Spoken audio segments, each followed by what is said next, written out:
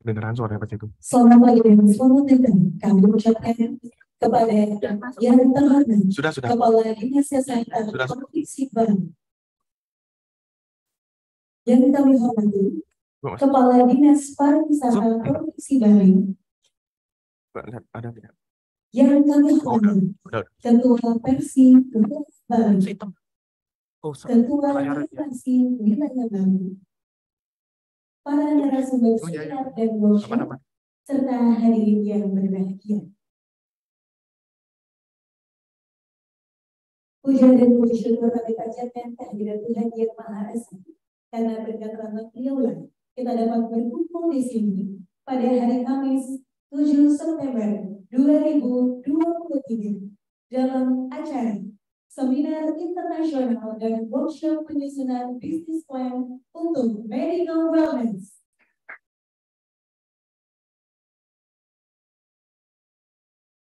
Adapun susunan acara pada hari ini adalah sebagai berikut. Pembukaan, menyanyikan lagu Indonesia Raya, doa, laporan Ketua Panitia, sambutan staf khusus Menteri Kesehatan Bidang Ketahanan Resiliensi, Industri Obat dan Alat Kesehatan Kementerian Kesehatan Republik Indonesia, acara seminar dan diskusi, penutup dan makan siang. Dilanjutkan dengan workshop bisnis plan setelah makan siang. Baiklah hadirin yang kami hormati, marilah kita bersama-sama menyanyikan lagu Indonesia Raya. Kepada petugas kami silakan, hadirin dimohon berdiri.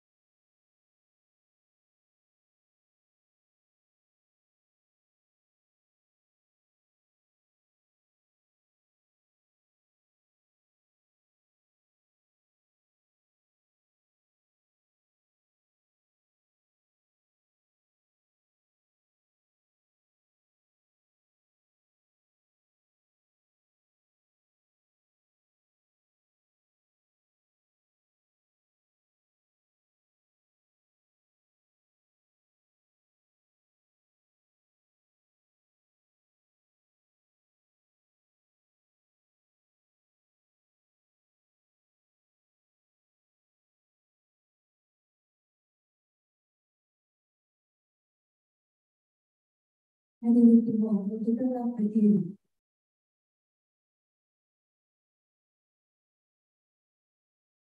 Hadirin yang kami hormati, acara akan diawali dengan doa. Doa akan langsung kami pimpin. Hadirin sekalian, marilah kita bersama-sama menundukkan kepala sejenak, berdoa menurut agama dan kepercayaan masing-masing. Berdoa dimulai.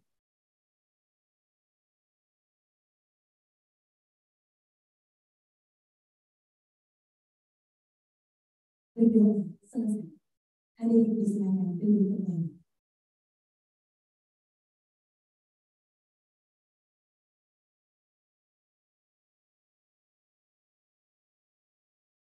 Hadirin yang kami hormati, acara selanjutnya adalah laporan Ketua Panitia, kepada yang terhormat Bapak Dr. IPD Wiryana Patrijaya Lantas kami selamat.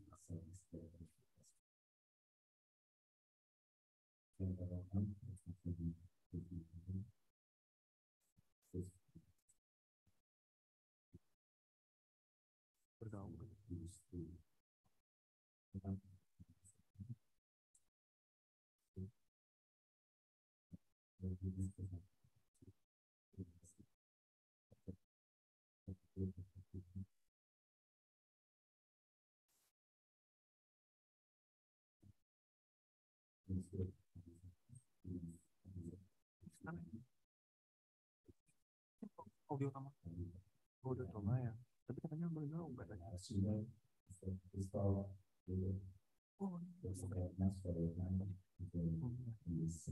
oh, nggak bisa.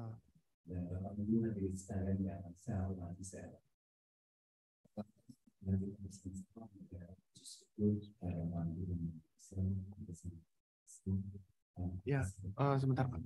Sebentar masih cepat cari. Untuk mengikuti daripada sinar nasional, proses penyusunan Ini baru yang kami hormati pemerintah Indonesia dalam di belakang. dan pemerintah dengan telah dicanangkannya pada tanggal 10 Coba saya pakai settingan yang biasa dulu. Coba pakai settingan biasa dulu kayak. Gubernur dan juga Masih pakai settingan diberikan biasa. atau apresiasi oleh Bapak Menteri Kesehatan Republik Indonesia. Hari ini adalah merupakan kelanjutan dari apa yang telah dicanangkan, yaitu dengan kita mengadakan seminar dan workshop, di mana pada hari ini kita akan membahas tentang bagaimana program medical wellness. Selanjutnya adalah workshop ini kita rencanakan dalam rangka untuk dapatnya program-program atau produk-produk yang sudah ada di Bali ini atau di Kuwait itu bisa kita operasionalkan. Perencanaan atau bisnis plan yang kita bangun di sini dimulai dengan menentukan produk-produk medical wellness, segmen mana yang akan kita ambil, kemudian bagaimana mengemasnya, dan bagaimana pengguna dapat melakukan reservasi dan pembayaran secara online. Bapak Ibu yang kami hormati, kegiatan seminar dan workshop ini terselenggara berkat kerjasama antara Bali Medical Tourism Association bersama dengan PKMK Fakultas Kedokteran Universitas Gadjah Mada, Dasi Bali dan Yamasiba.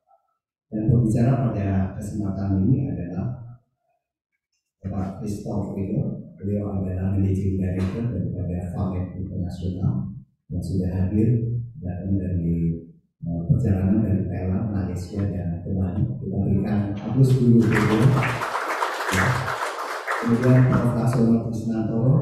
Kemudian dalam workshop nanti juga ada tim dari BMTA, tim dari PKMK FKUGM, dan juga moderator akan dibantu oleh teman-teman dari Persimadi dan yang masih. Untuk peserta daripada kegiatan ini secara onsite ya, langsung hadir ini sebanyak 50 orang, dan secara online kemarin malam terdaftar ada 296 peserta. Jadi peserta ini bukan hanya berasal dari Bali, tapi juga adalah dari berbagai daerah yang ada di Indonesia. Untuk itu maka kami mohon mengucapkan terima kasih yang sebesar-besarnya atas partisipasi dan perhatiannya. Dan khususnya untuk kegiatan workshop, kami terpaksa untuk menutup dulu karena kuota yang kita sediakan adalah 10 tim. Jadi 2 hari yang lalu 10 tim ini sudah terpenuhi. Dan mungkin bagi teman-teman ada yang belum bisa mengikuti, kami akan membuka gelombang kedua. Ibu yang kami hormati, demikianlah yang dapat kami sampaikan untuk kegiatan seminar dan workshop ini. Kami tetap memohon arahan dan dukungan dari berbagai pihak untuk dapat terselenggaranya daripada kegiatan atau program medical wellness di Bali ini yang sudah menjadi komitmen kita bersama untuk kita jalankan secara bertahap. Sekian dan terima kasih. Om Santi Santi Santi Om. Wassalamualaikum warahmatullahi wabarakatuh. Terima kasih. Ini. Oh ini ya. Harusnya.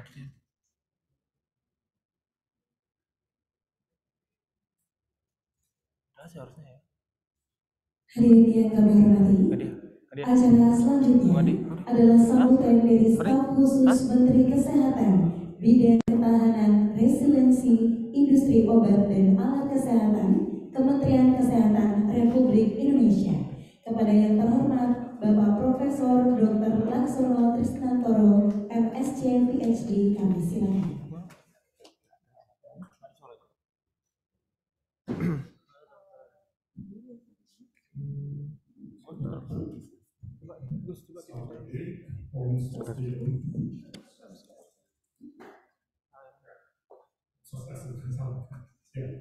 Assalamualaikum warahmatullahi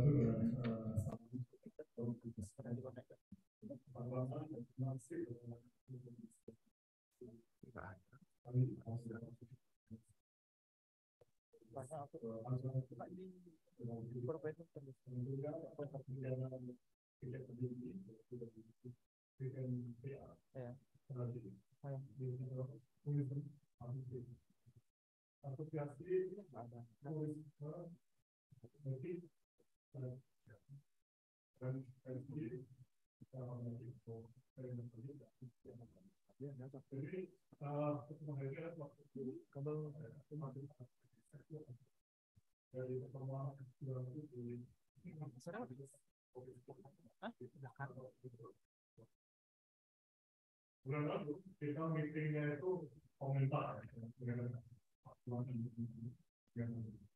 Nah hari ini kita laku swasta ya, di MTA ya. Kemudian mensupport tentang teknis dan kita punya tamu kita objek berpoin dari Summit. So you know from Summit is experience programs from you from Australia. They have programs in China, and they have for 6 or 7 sites, many sites. And but this, so you know, here in India, platform stuff. Partnership or videos of people. Partners will try to open like a new point of Ahmed in Malaysia. And Ahmed is connected in China. Partners will have this. Jadi pertemuan nasional bagaimana mungkin dari jantung wisata Indonesia itu masukan dari seorang ahli dari keluarga yang tidak ada ketika oke di sebagai itu dari swasta ya ada dari pemerintah. Aku sih mah. Nah, ini plus. Nah, ini atasnya akris. Ini akris. Nggak pakai songkat. Nggak pakai songkat. Ya. Nah, ini yang satu hal yang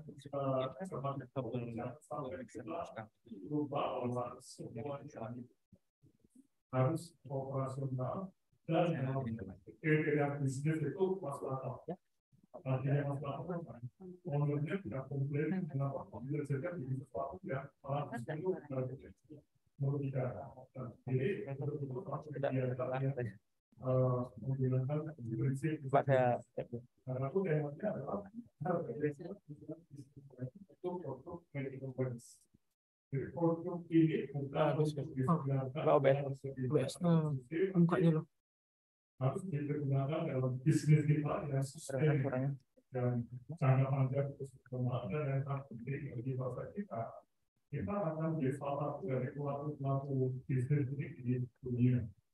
Memang nanti akan masuk pada segmen yang mungkin all-star atau all-star, karena segmen di Bali itu ada Bintaro yang mau Bintaro dan 1, 2, 3, 4, 5 sampai dan sudah ada saya dari nah, mungkin akan menyatakan Bintaro 5. Nah, tapi untuk pasar bisa mungkin kita tidak bisa yang kita artinya ini sekali lagi ini sebuah opening pembukaan dari apa yang sudah di pasar. Tapi ini yang saya sampaikan semoga ini semua dapat dipakai untuk maju dan kita berharap dari ada banyak strategi ya. Itu tahun ini bisa lebih dari 5 yang bisa tahun oleh pasar 10 menjadi luar tadi kita dari para gede ada 2 studi 250 peserta online ya. Saya yakin dari Jakarta ada, dari Sumatera ada, dari Kalimantan ada, Sulawesi juga ada orang juga akan ada pusat-pusat medical wellness yang bisnisnya adalah di berbagai resort di Indonesia dan masih Assalamualaikum warahmatullahi wabarakatuh.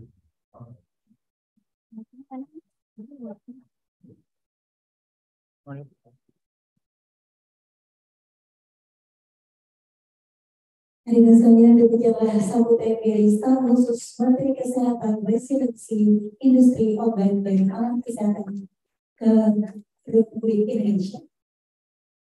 Maka di belakang kita ada acara seminar kali ini yang akan dimoderatori oleh Bapak Dr. Made Indra Wijaya, Mars PhD di TH. Kepada Bapak Dr. Indra, kami silakan untuk memulai seminar. Terima kasih.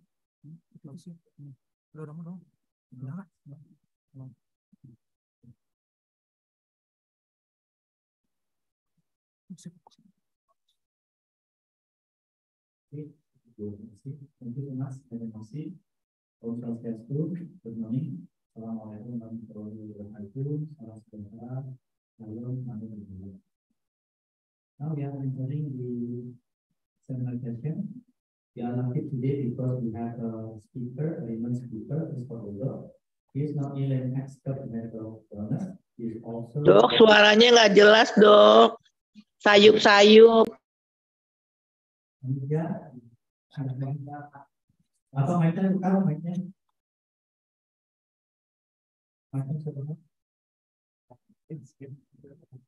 We apologize for that. We have validation on the volume. Hopefully you can hear us much better.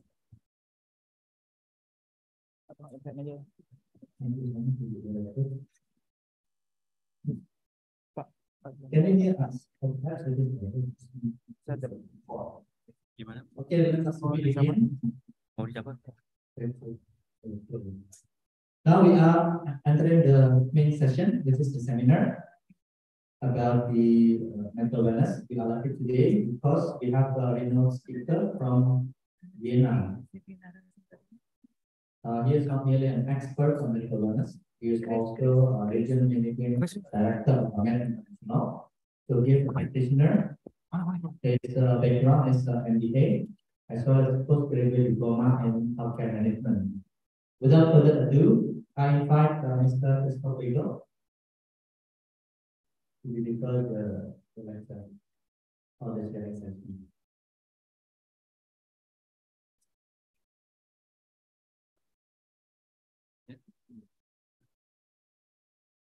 Yeah, of course, sure. Is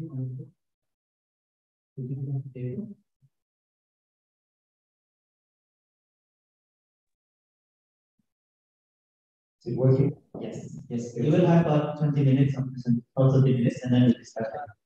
Sure, sure. Good. That's me. Selamat pagi. It's good to be back to Bali. I'm also very thankful for the invitation.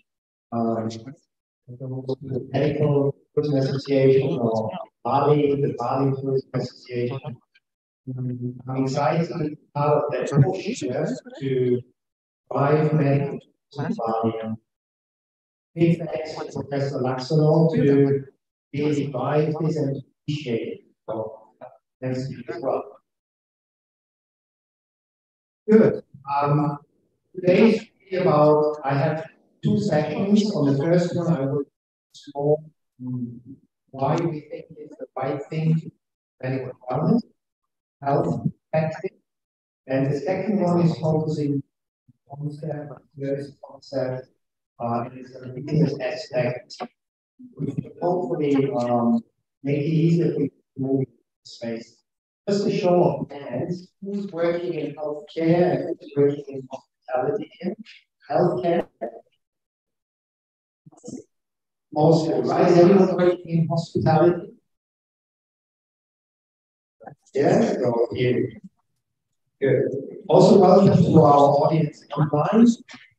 200 people joining, so that's great as well. I would like to start with this slide, and to me, this is the essence of what we are trying to achieve here. Prevent health around the lifestyle. I will explain the terms soon. But what you see here is winding roads, right? On the left, this is the road to disease, and on the right, this is the road to longevity and health.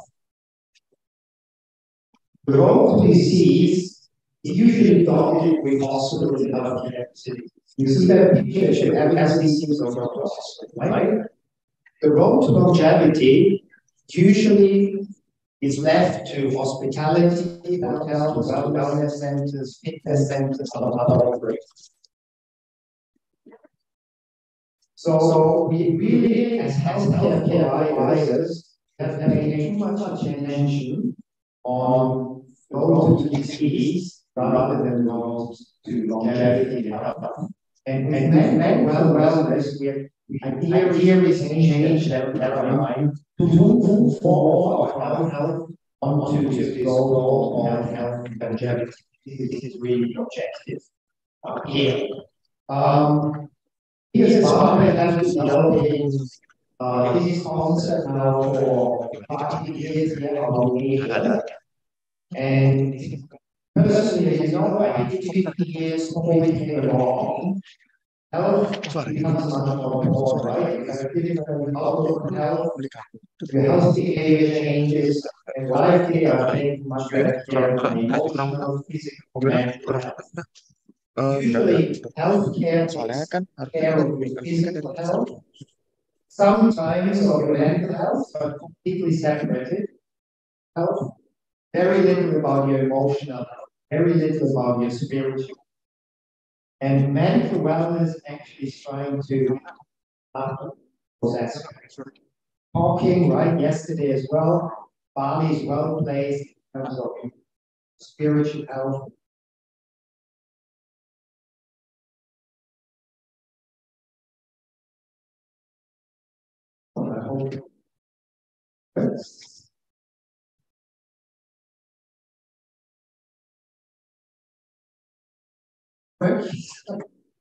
Okay, 3 objectives for today.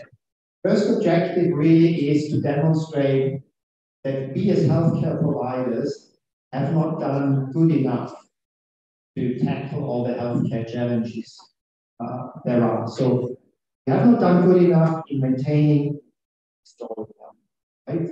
This is the first objective I want to demonstrate. Second is to reinforce that prevention is really the key to tackle all those healthcare challenges. And objective number 3 is to make the case that healthcare in combination with hospitality, so with hotels, is actually well equipped to provide preventive care and wellness, and that it's a profitable business model. Because eventually, private sector has to be sustainable. So those are the 3 main objectives. Moving on. This is just something I picked up yesterday. I put together, this is from May 23. I'm sure the numbers, the previous pre-COVID years were much higher. Last year, Bali saw around 4 million tourists.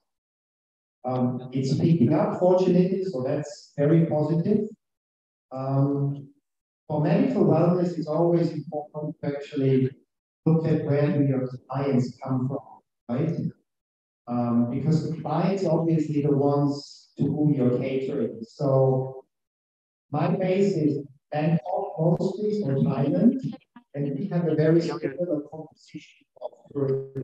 So, but yours is even stronger on Australia, right? They roughly have 1/4 of your foreign visitors. And then number 2, I believe, is India now, China, the US, the UK. So in terms of developing your medical wellness offerings, as tourism specialists, you would always know where your clients come from. Care, think in terms of patients, right? So we don't really wear this tourism hat. So we need to be more service-minded, more marketing-minded in order to know, okay, moving into medical tourism, medical wellness, these are our clients. This is the first mindset change. We don't talk about patients anymore, but clients. Yeah? So these are your clients from Australia, from China, from India, and so on. And just listen to BBC yesterday, you know, there was a big global study on cancer, right? I'm not sure if anyone has come across it. They just found out that cancer in the age group of 14 to 49 has increased big time. That is very unique. They still don't know what are the root causes, but they see a strong association with obesity. So obesity is not really something you need to treat in a hospital. There's many lifestyle ways how you can treat it. So obesity actually plays into our field of medical wellness.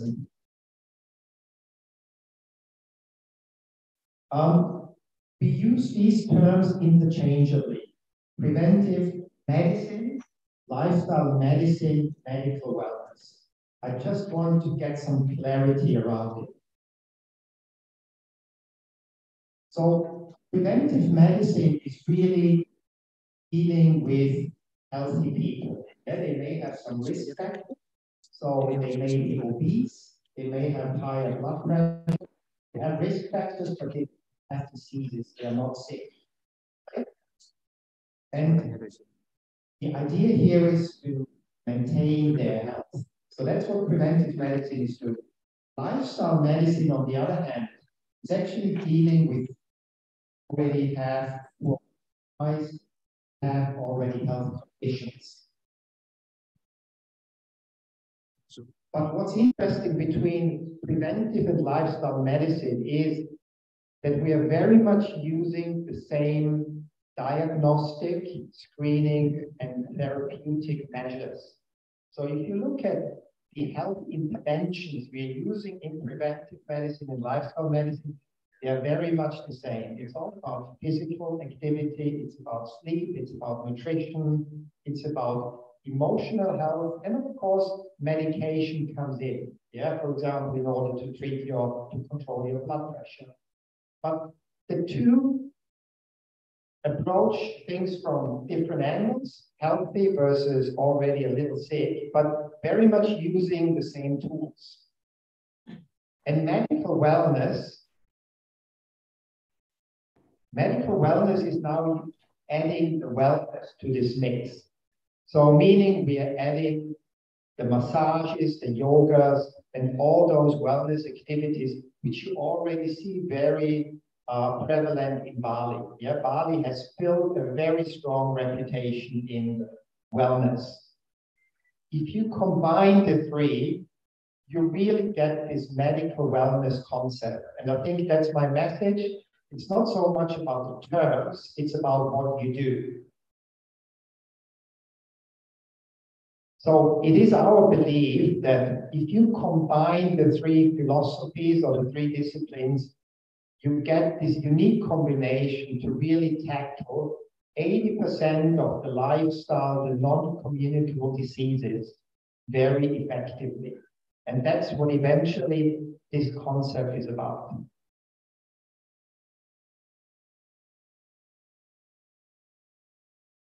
I would like you to read this quote from Kofi Annan, the previous UN general. Just take 30 seconds.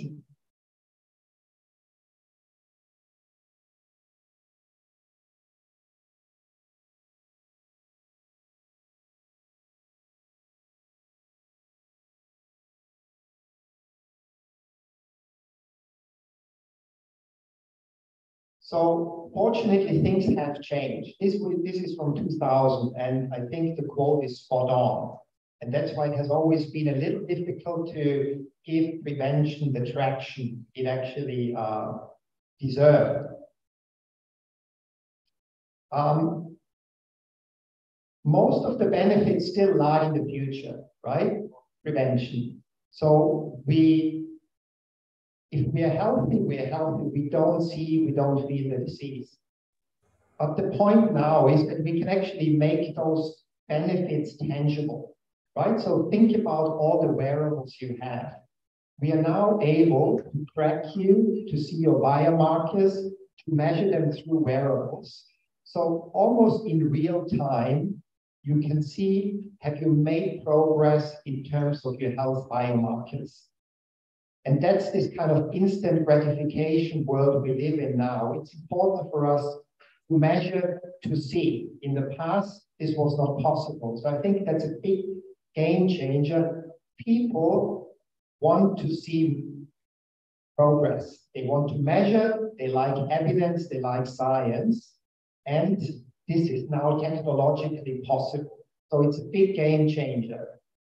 The other thing is that both governments and insurances, private and public health insurances, have actually stepped up, and they are now providing better reimbursements in terms of checkups. They're providing reward schemes. If you look at what Singapore is doing, right, in giving discounts to people who take 10,000 steps a day, for example, so they are trying to reward healthy behavior. Or there's a lot of education around now. And fortunately, COVID, all its negative outcomes, has played in our favor as well. Yeah, it has added this increased urge to live healthier, which helps us to actually push this concept.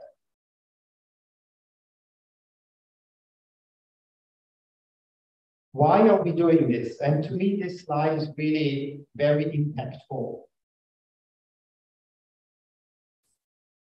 So undoubtedly, healthcare has been medicine has been extremely successful, right, to bring down mortality rates. You see this for the past 100 years, mortality rates have gone down. And this is largely due to antibiotics and sanitation. But, next one, yeah. If you take away the infectious diseases, right, antibiotic sanitation really managed to bring down infectious diseases. If you take away the infectious diseases, you see the white line here? It's almost steady. And those are the non-communicable diseases.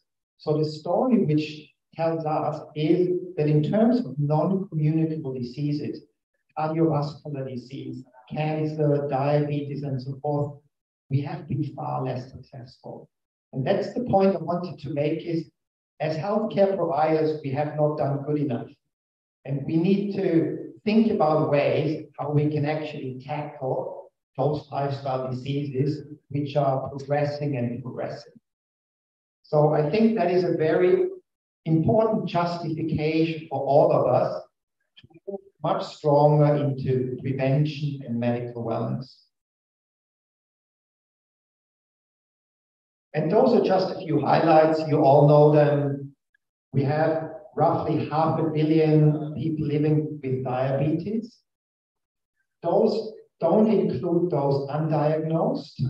And those don't include those people with pre-diabetes, right? There's roughly another 10% of the world population living with pre-diabetes. So, and that's a good example. The one with diabetes, right? They would be part of lifestyle medicine, right? They have developed a medical condition and they would be treated. The ones with pre-diabetes should actually come out of medicine. Mas Anggun.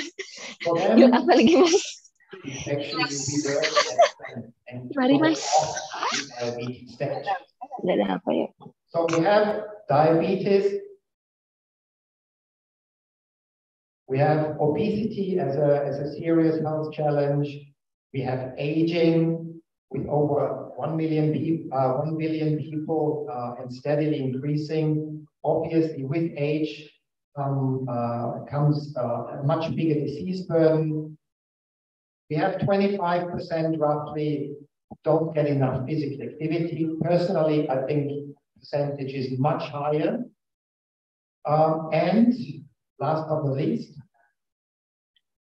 we have a lot of people who get stressed and anxious. Yeah, almost 2/3 say they're stressed and anxious. So that's what we're dealing with. And the answers to those problems not only lie in conventional medicine, but also, let's say, in preventive and lifestyle health medicine.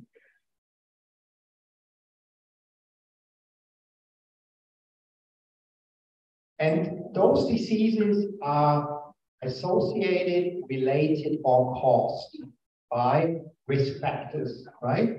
And this is from the global study of global burden of disease. So you can actually see the change here. There are 3 groups of risks: the metabolic risks, the environmental risks, and the behavioral risks. The metabolic risks are those which essentially drive the whole lifestyle diseases. Yeah, they are highlighted in orange. So starting from high blood pressure, high fasting plasma glucose, high BMI, high LDL, kidney dysfunction, you see they have been all on the rise. 3 categories. The only category which increased overall and consistently is the metabolic risks. All the other groups actually decreased, with the exception of alcohol use, still going up, and air pollution. Air pollution as an environmental risk is a very serious risk, has been going up as a risk, but the risk group as such has actually decreased. So the story which tells us here is that the metabolic risks are really increasing at an alarming rate. And I've just picked 2 examples here, right? And you are better qualified than I am as a doctor. If we look at cardiovascular disease, and if we look at dementia or diabetes, it is always the same risk factors showing up. It's the metabolic risks. They just show up in a different composition, yeah, or in a different strength. So this tells us if we work against those risk factors, we would actually achieve much better health outcomes. You cannot read it, but yeah, it's hard to read, but anyway, you will see, you will get the presentation. So it also shows the same risk factors here on your right, which is dementia. Okay. And now looking at the flip side, and that's something I'm very excited and passionate about, it's protective factors. In medicine, we have looked so much at risk factors, right?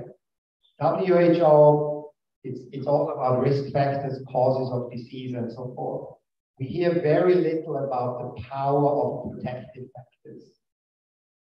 Protective factors are characteristics which have the ability to either reduce a negative health outcome, or it has the ability to work against the risk factor, yeah, to reduce the impact of a risk factor.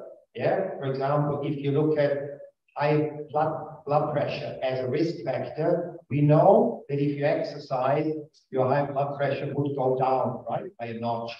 That's what a protective factor can do. But a protective factor can actually do much more. It can help you to avoid certain risk factors in the first place. And the protective factors, we are all aware, right? They're not rocket science. It's nutrition,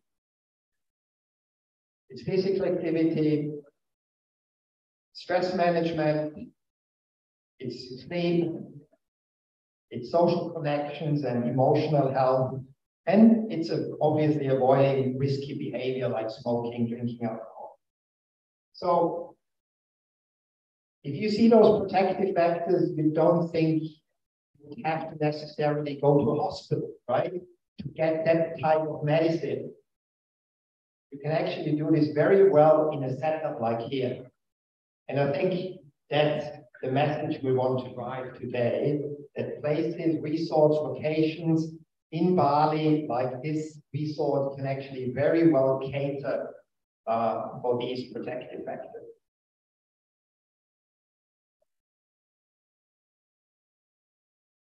So we are all working in a healthcare continuum, and what we do here is actually part of the primary, secondary, and tertiary prevention.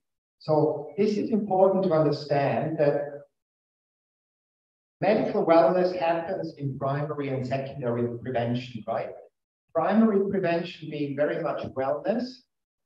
What's added in the secondary prevention is all the diagnostics, all the screenings. So we get all the measurements in order to either refer someone to the acute hospital setting if there is a medical condition, or we find some risk factors which we can work on in preventive medicine, lifestyle medicine, that this person can actually be, let's say, taken care of in a medical wellness setting.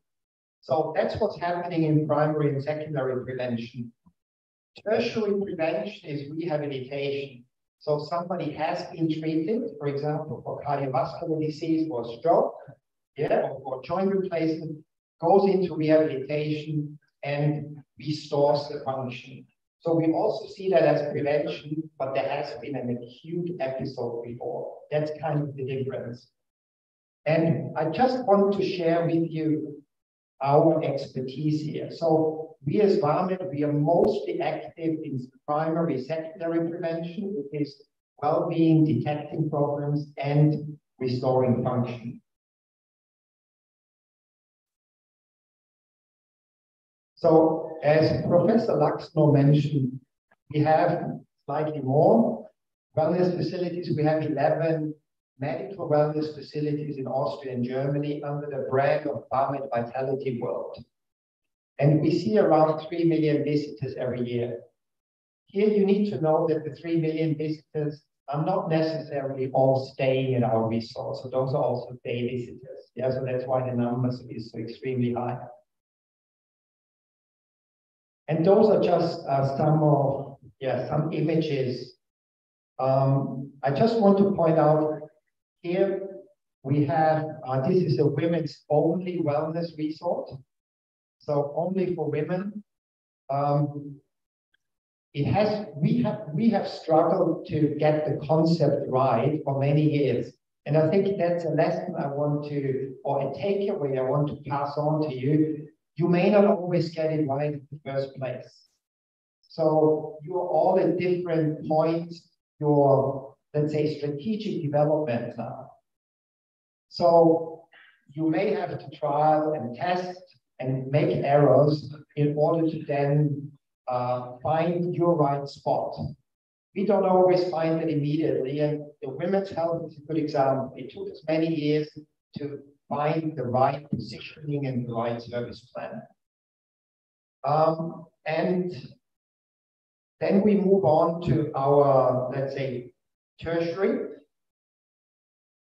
competency. So we also do rehabilitation, which is more medical.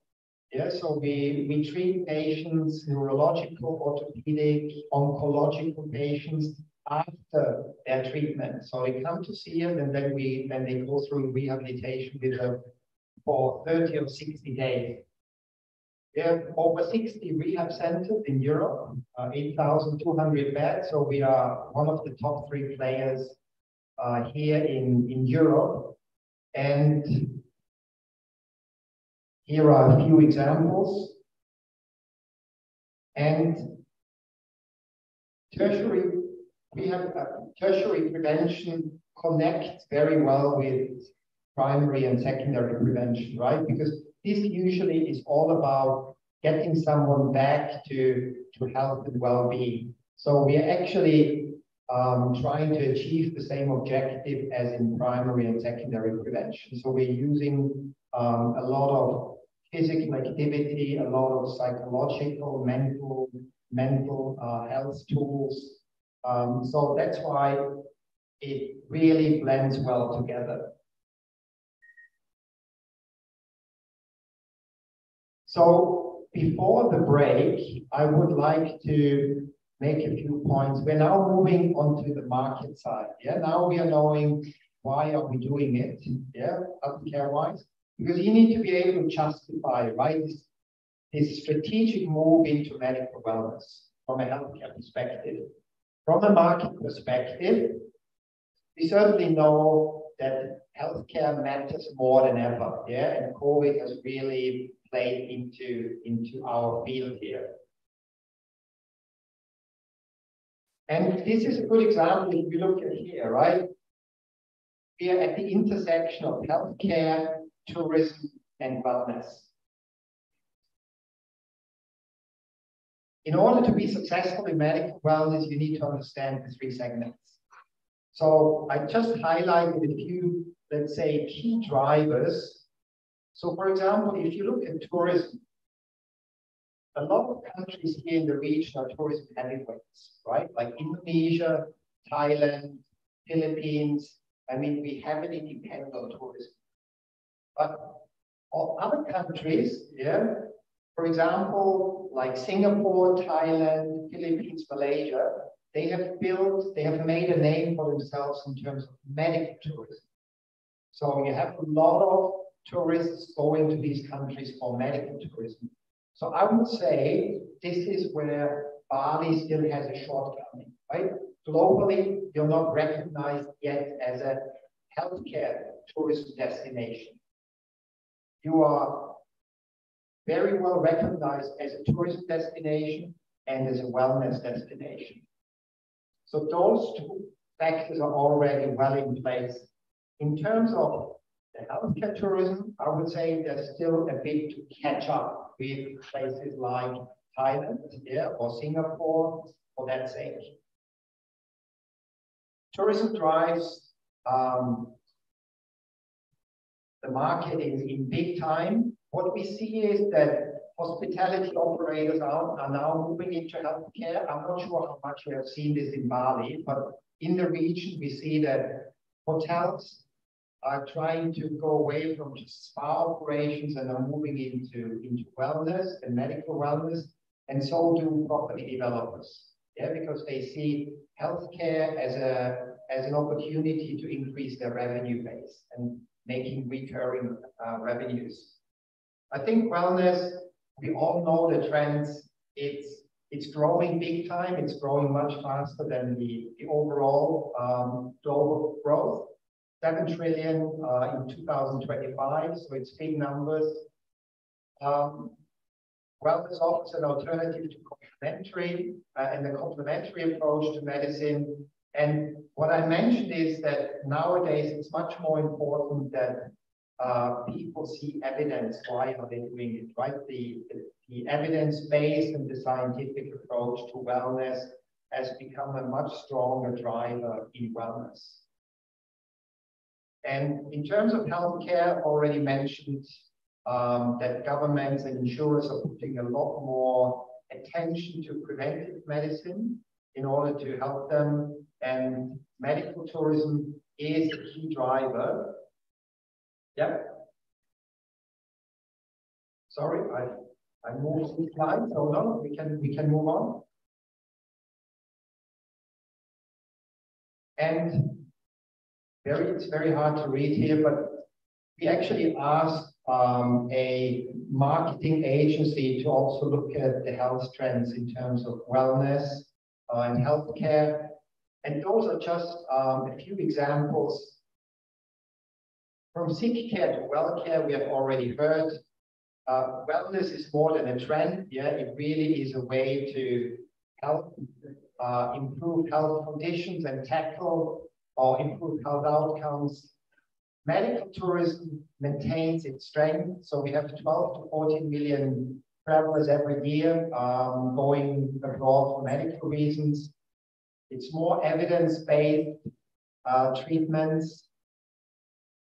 What's important as well is medical wellness drives profitability. Yeah, and if you can read the numbers here, first of all, with medical wellness, you have a much longer length of stay, right? Your usual in hospitality, your usual tourist depends on where the tourist comes from and which destination, but you may have 3 days.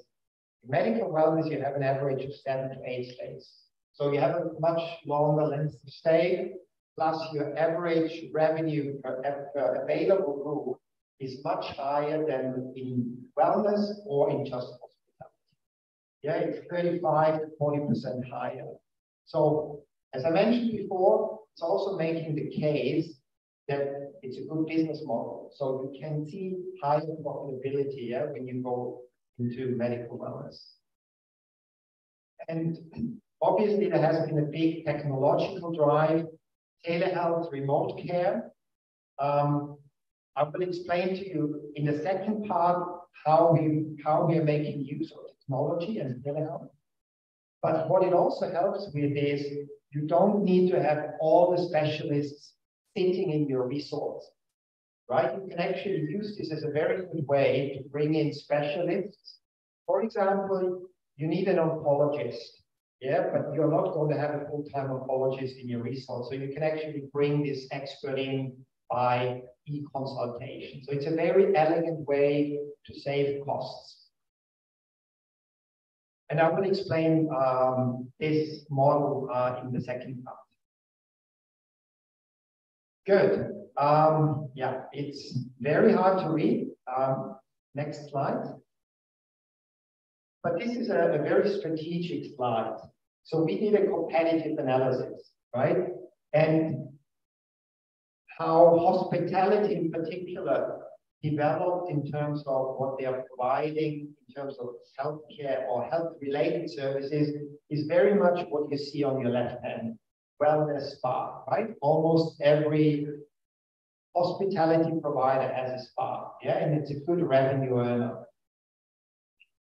And then from there on, we moved into wellness retreats, more holistic retreats, integrated functional medicine, and we as a healthcare provider, so hospitality comes in from the right-hand side, right? That's where the expertise of hospitality is. While healthcare operators, they come in on the right-hand side, right? Because we have healthcare expertise. And property developers actually can enter from either side. So now the idea here is, and that's why we are having this joint session, is to bring hospitality and healthcare together. Clearly, wellness clients and tourists are moving away from wellness spa along this continuum. Yeah, they're expecting more evidence-based, more scientific treatments, including all the diagnostics. So this is a very important trend. And so we have done this global analysis, and you can't read the individual dots here. But for example, Como Shambhala, right, which would be in Bali, is right here. So we see this as a holistic offering. Up here, it's going from, let's say, 4-star plus up to the luxury segment. So you don't see the 4-star below on this matrix. What it also shows you that in the top right corner, you have all the successful medical wellness resorts, mostly in Europe. If you have heard of La Prairie, Chenot, Shah Wellness Clinics, Bad Ragaz, Lanzerhof, they are all in this luxury segment, very successful financially, but also medically. And the way we have practiced wellness here out in Southeast Asia is more on the wellness retreat, the holistic retreat, but slowly moving into integrative medicine. The difference here, obviously, it's blurry, it's not clear lines, but once you move into integrative medicine, you have doctors, you have nursing, right, supervising the guests. I think that's the main difference. You will see medical personnel, and the more you move into integrative preventive medicine, the more diagnostics you have. You have diagnostic equipment, you run a lot of lab work. So, and that goes back to my initial point. You all start at a different place at the moment. So what I'm saying is not necessarily you should all move into, let's say, the top left, right? Because this is luxury and this is preventive medicine, very medical. So for you, the right move may be to move, let's say, 4-star into holistic or integrative medicine as a first step.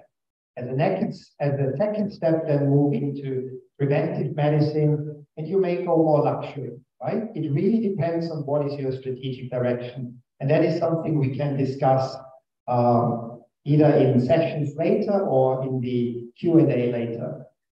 3 more minutes. Yeah. 3 more minutes. Okay. So what we found is, for us, the sweet spot is actually not luxury, but it's probably 4-star minus to 5-star plus. Yeah, you see this gray area, target positioning. That's where we think is the sweet spot for a medical wellness resort out here in Southeast Asia.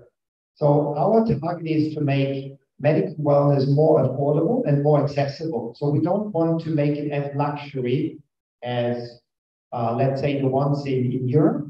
So we want to decrease it a notch, but also at the same time, we want to make it more medical. Yeah, so we want to add more diagnostic, more screenings into the mix, and most importantly, add healthcare professionals and other professionals. Yeah, I think that's really the key. So medical wellness is medically supervised. Yeah, and I think that's the main difference to just doing wellness. So you have a medical team supervising the guest. Just giving you a few examples here. So we actually analyzed a lot more, but those are some of the big players. Something which came up in Bangkok just last year is Anaxa, which is a venture between Bumrungrad Hospital and a project developer. Very interesting concept, very integrated, very medical, but very expensive. Yeah, so we think the price point is too high. Chivasom, I don't know, does anyone know Chivasom? It's one of the pioneers in wellness, also close to Bangkok.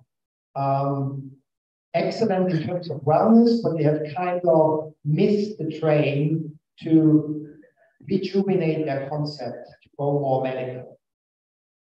Miskawan, and here you can also see the data spends, and I think that's interesting for you.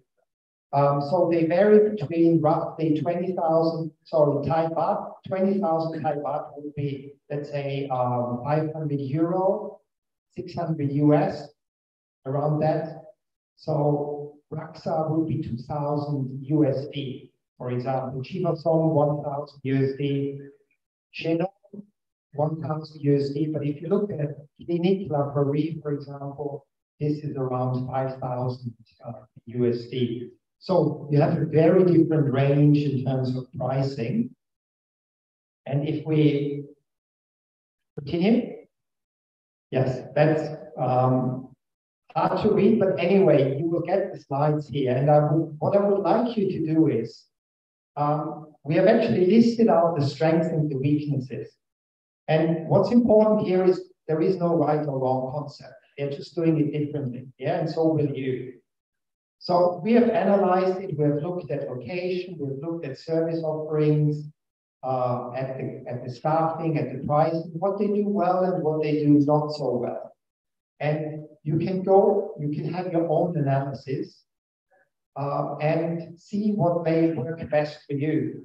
So for example, RAKxa is very clinical. They are balancing the clinical with the wellness very well. But the location is a little off, and the pricing, in our opinion, is too high to attract clientele. Yeah, so that's where we would see the improvement.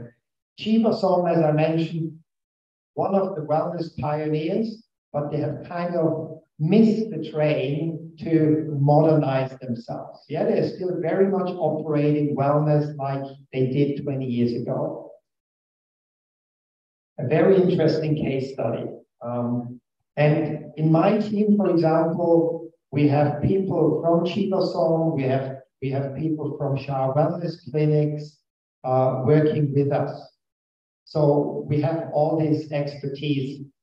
Miskawan, very medically focused. They also go on cancer treatments, alternative cancer treatments, but the hospitality side is very weak.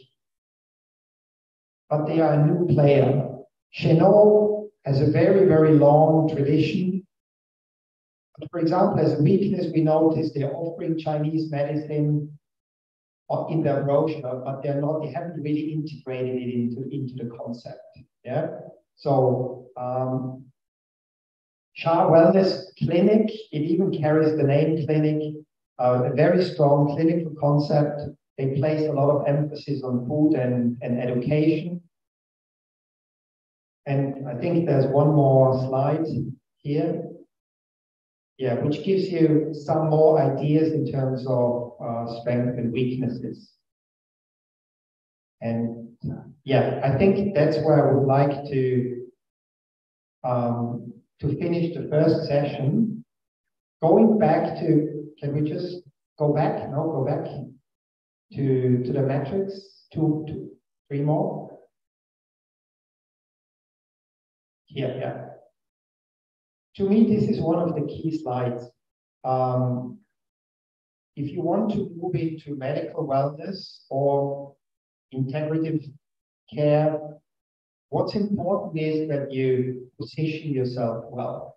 You need to have a very clear profile. People, and that's why I made the point before, you need to know where who your people are, where they come from.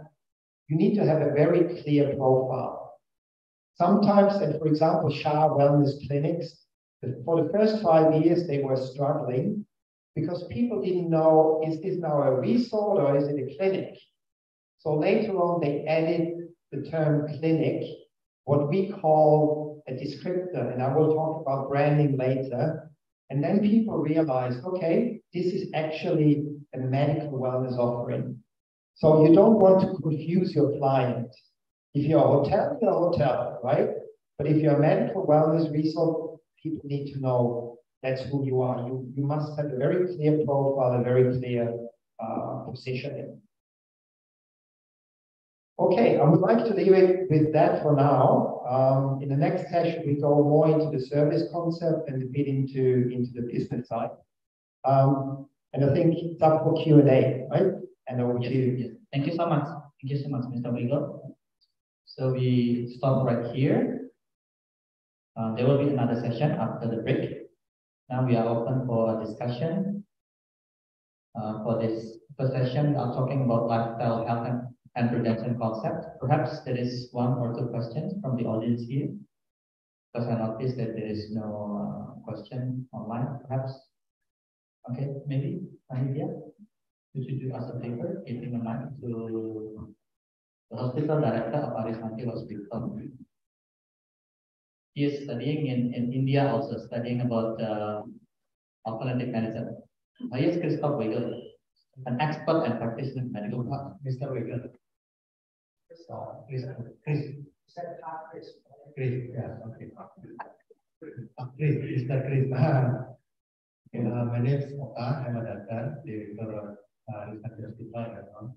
We already established alternative medicine, acupuncture, acupressure, Balinese massage, like that. Also, herbal in our hospital. We already promote to the people in village, and they already come to the hospital to seek traditional medicine. My question: what you said before? I want to know about your country or Europe. Is it start from the people in communities that they are seeking wellness, or someone or some organization or government promote this concept at the beginning? Because in this place in Bali, in the past, we have medicine man we call Balian. When we sick, I was a child when I was sick. We'll go to my grandfather. Grandfather is one in my village, or we go to pediatrician. Two kind of medicine man, right? And then after that, near this year, we will not go to medicine man anymore. We mostly we go to doctor. Then we in our hospital try to make promotion again to receive or welcome the traditional approach of how to get healthy like that. What about my country? It happened like in Bali, there were medicine men, we go to doctor, and then we have to hard work to promote again the medicine man like that. Because if this is new in your country, you know about that. But if there was tradition about medicine man in your country, in Europe, and then become medical wellness, what is the difference between country that have tradition, medicine man tradition, and country with totally allopathic system? The second question. You said before in your slide, in the presentation about three circle, yeah, tourism, medical, and then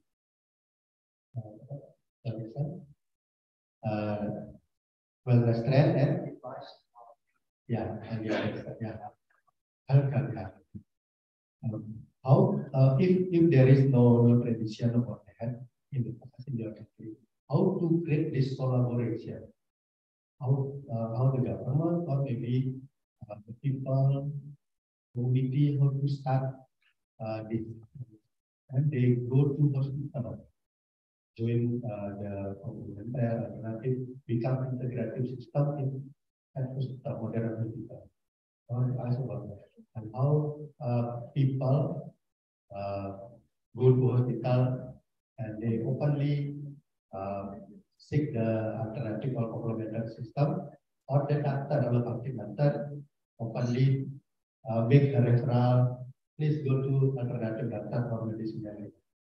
How to create your country or Europe? Thank you. Okay, thank you so much. Interesting question. There are two questions. Perhaps you can answer directly. Sure. First one. So certainly in the Western context, we don't have medicine man. I think what comes closest is the family GP, right? The family practitioner, which really goes back 100, 200 years. I think that's what comes closest to, let's say, at least the more recent way of how we practice healthcare. I think the main difference is that in the Western context, we have very strong social security-driven systems, right? So we have systems which finance healthcare and which finance health and well-being of the people. And I know for Asians, it sounds crazy, yeah, but these systems have actually financed wellness for over 100 years. Yeah, so for example, my sister, she can every year apply for preventive treatments, yeah, under the Social Security program. So she can go for 1 or 2 weeks into a preventative medicine resort. It's paid, it's Social Security funded, while she has some risk factors, but she doesn't have a medical condition, right? So I think the point here is that in these systems, there is a luxury built in that prevention is already partially funded. Yeah? So, and you may notice from many movies, right, that rich British, you know, guys go into the Alps and seek some treatments, in particular, water-based treatments, right, or Kneippkur, all these kind of wellness treatments that dates back 100 or 200 years. So this kind of treatment is very strongly ingrained into our culture. So it's partially security funded, social security or tax funded.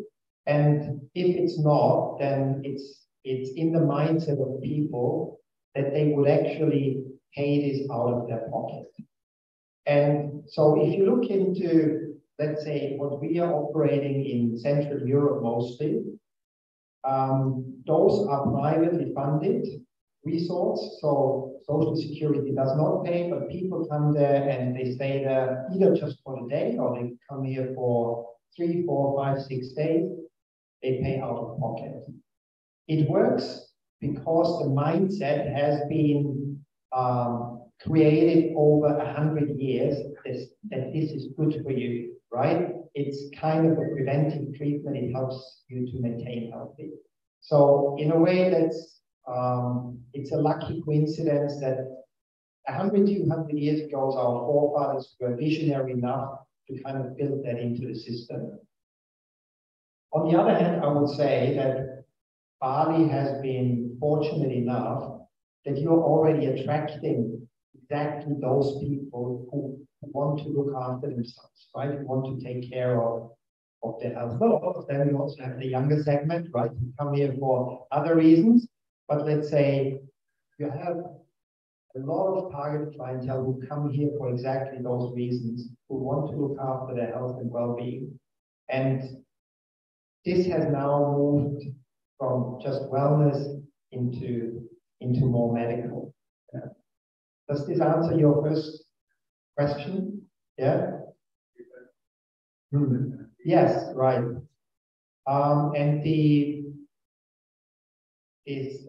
relationship between healthcare and tourism and wellness. In the European context, for example, we have very strong tourism boards. And they have been, let's say, strategic enough to actually invite, in particular, wellness players, but also healthcare players into the equation. Exactly what you're doing now. Yeah. You have a very strong tourism association, I believe. And pulling this now together, that's what these countries have done 20, 30 years back, right? So tourism has developed in a very strategic manner, yeah, with a lot of foresight. If I can give you the example of Thailand, you know Thailand, the best out here in Asia. Most of these concepts have developed individually, yeah. So there was not really a strong strategic push by the government. Of late, Thailand is trying to work strategically, but the medical side is actually stronger than the tourism side in terms of driving these concepts. So I'm not sure you have followed, but we have defined a number of medical hubs, wellness hubs, right, along the way in the north, in the south, and that's where these associations collaborate. But historically, these concepts were all developed individually, yeah, without very much strategic direction or support from the government or from any associations. Yeah, but Chivasong, for example, which to me is a very good example, the person who owns Chivasong is also the owner or is also the president of the tourism association in that region. So there is a strong collaboration now between wellness and tourism as well. Yeah, maybe other participants, maybe later on we'll give you another opportunity. Maybe, thank you so much, Mr.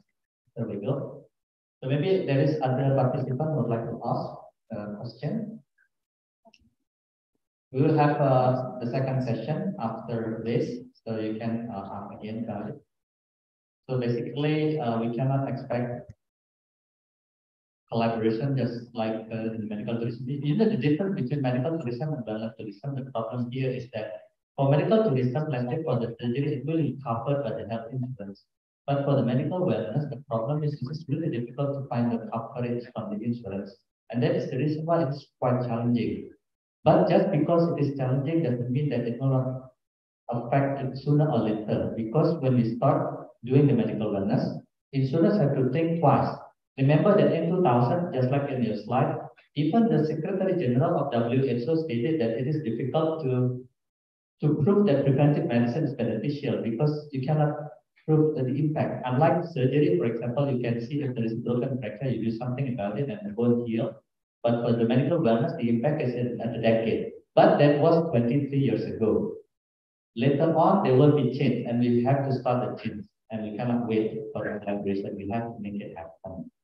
That's what I thought. And that's why I'm really, really happy because we started by doing the kicking off last month. And this is the sequel, which is good because we have been discussing here. Dr. Jaya also here. We have been discussing since 2010. Nothing happened. So by doing this, sooner rather than later, everybody will get involved because there is no other way of doing the preventive medicine to minimize the health expenses in the near future.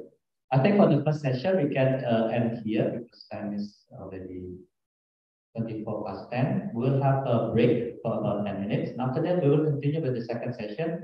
And Mr. Christoph Wiggle will present another topic, which is much more interesting because it has to do with the business plan, which is the key topic in this seminar.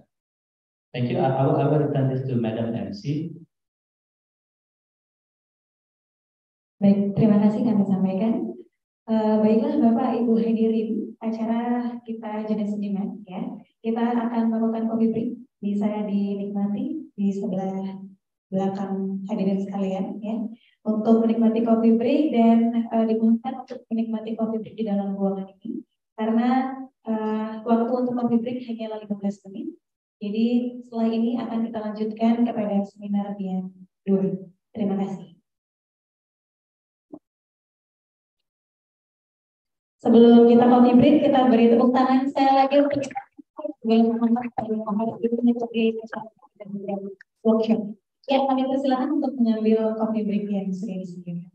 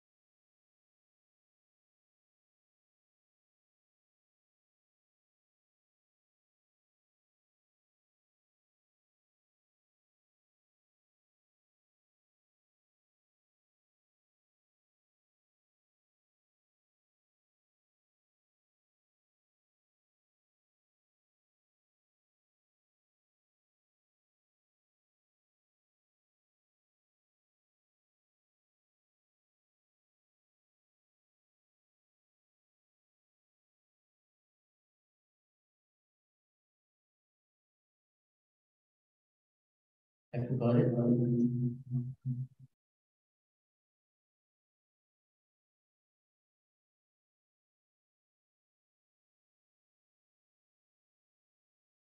Good. So get a quick summary.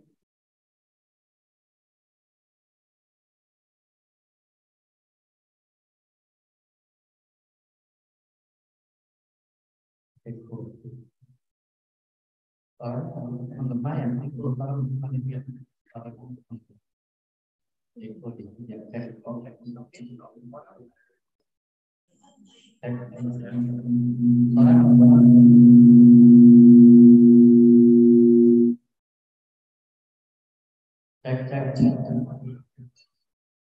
Cek masih lemas soalnya. Maybe you can try. Yeah. Okay, shall we? Suaranya echo atau masuk dia? Suaranya echo ini.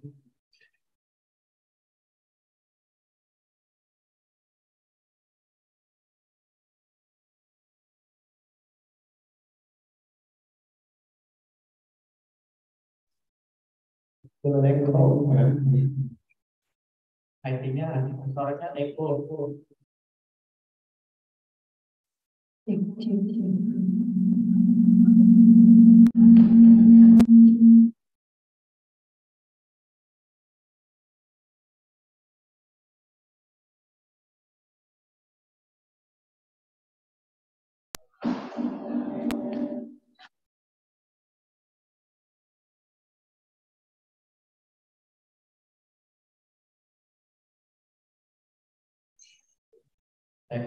Check. Yeah, maybe you can start. That sounds better. Yeah. Okay, welcome back. Shall we? Okay, good. So,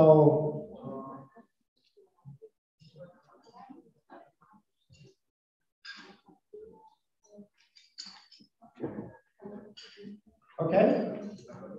Yeah, I think you can start. Yeah.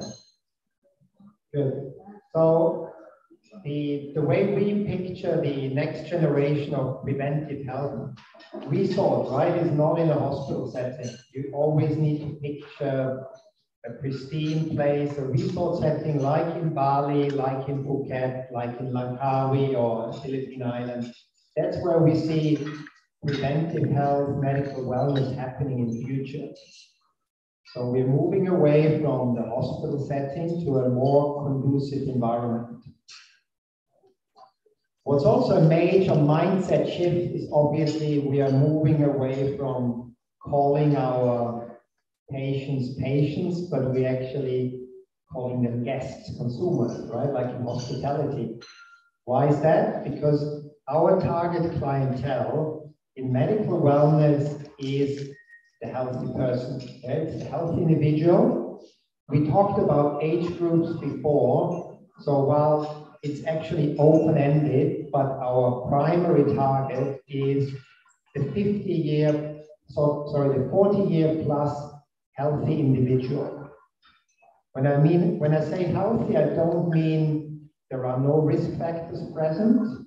There are risk factors, for example, like somebody is obese, somebody has higher blood pressure, or let's say the lipid profile is not in order. But those are risk factors which we can handle in our medical wellness setting. So we are not dealing with a patient who has health conditions. And I think that's a major differentiator, and that's where a lot of hospitals and the medical community as such struggles, yeah, because it's really a mindset change. If we look at the next slide,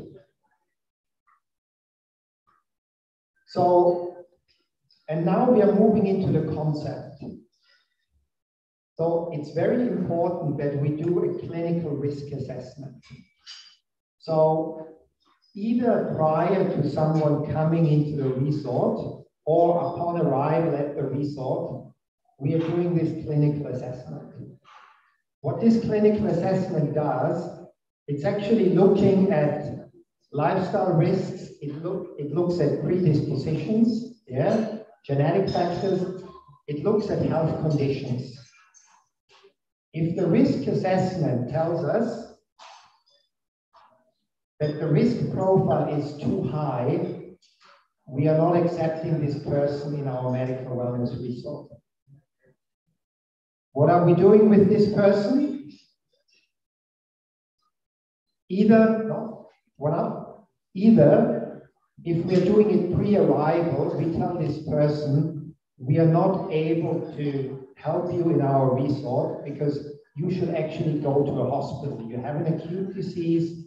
We don't have the diagnostics and the therapeutics to help you. If the risk assessment is done on site, we will tell the person, we refer you out to a hospital, to an acute setting. And I think that is very critical in terms of you managing your clinical risks. We know that hospitality, hotels, hotel providers, their biggest fear is that they are dealing with sick patients, and they run into all sorts of clinical problems. So the risk assessment is so crucial in order to avoid those problems. It doesn't mean no problem will occur along a guest's journey, but we are trying to reduce it from 50% to 1%. Yeah, like in a hotel setting, someone goes to a gym, has a cardiac arrest, it can happen anytime. But actually, in a medical wellness resort, we are much better prepared to deal with such a situation. We have the clinical protocols in place for emergency procedures. We have clinical staff. So that's a very important piece. On the one hand, to manage your risks. On the other hand, if you deal with hospitality providers, hotels, they will always ask you, what's the clinical risk involved? Yeah, going into, remember that continuum going from spa to preventive medicine. In spa, there's literally no risk, right? Well, they know if you go into preventive medicine, there are clinical risks. You need to tell them, first of all, there's very little risk because we don't get high risk people into our resort. Secondly, if there are any remaining risks, we manage them well because we got the team, we got the equipment, we got the protocols. Very crucial. The 4-phase delivery model is important for 2 reasons. One, in order to ensure sustainable health outcomes. And this would be, let's say, my critique at the conventional system, right? We check into a hospital, we get treated, we check out. The aftercare is lacking oftentimes. So we don't have this lifelong journey. So health outcomes can be better managed if we have a full cycle. The other one is actually business driven. If you have a 4-phase model, you can manage the guest from A to Z. You can manage them from pre-arrival to post-arrival. And I will explain this very crucial model to you in more detail. Pre-arrival remote assessment. So what we do here is that somebody signs up for your resort, right? So there will be, and that's where also the teleconsultations, the digital technology comes in. We will set up online meetings. We will do remote examinations. We will look at the medical history of that guest. Surveys will be filled out. So we will have medical information on that guest. So the initial screenings and assessments will be done remotely. Then we will send the guest a pack, an info pack, so the guest is well informed about what's going to happen in the resort. And usually, based on the initial interview, the guest will then pick his or her preference, a health program. We call them health journeys, right? Are you interested in improving your metabolic syndrome? Are you interested in losing weight? Are you interested in performance improvement? So according to the guest's preferences, he or she will pick the health program. This is happening in the pre-arrival phase. And then we go on site into the resort. And this is really where all the magic starts, I would say. So this is where the guest will then undergo comprehensive diagnostics and screenings. And I will show you which ones those are. And from the diagnostic and screening stage, the person will then move through the health journeys. So the diagnostic phase is the first part of the health journey. The health journey usually lasts 7 to 14 days. And that's where the much longer length of stay comes in for you as an operator. So the in-house experience then concludes with a final evaluation, a final assessment, and then we let the guest go. So if you think about your hospital, your healthcare experience, right? The patient leaves the hospital, and in the past there was very little follow-up. Unless in the village it was different, or as a GP, right, you made your follow-up calls, but generally there was not much continuity of care. And I think that's one of the shortcomings of all our healthcare systems across the world. So here the idea is that we use all the digital technology to actually stay in touch with our guests. So we do monitoring. We monitor the guests through wearables and other technologies, so we are able to get measurements from the guest, and we can actually continue to monitor what we have started in the resort along the guest's journey. So we will monitor, we will evaluate, and we will follow up. And the idea here is that we actually create the guest who's not a one-time guest, but who's a loyal, repeat customer. So, and that's where the engagement comes in, right? If you just see your client as a one-time and you don't stay in touch along these 4 phases, you will lose the engagement. The digital technology gives you the opportunity to engage with your client all the way through. And hopefully, after you've done the reassessments, the re-evaluations, the follow-ups, the client will come back to your resort on a 6-monthly, on a yearly basis, depends on how much they like it, how crazy they are about mental health and so forth. But you create this circle of engagement, which from a health outcome point of view, this really drives your health outcomes. I will show you a slide on how much we can achieve within 2 weeks, right? The outcome is limited.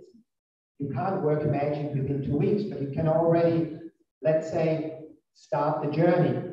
The really important piece in terms of health outcomes happens in phases 3 and 4. So you need to be engaging with the client to achieve better health outcomes. And I think as healthcare professionals, right, we talked about ethics before, that's what we are really interested in, right? We don't want to take anything away from medicine and from healthcare, but we want to create a model for part of the population which may be more effective in terms of achieving better outcomes.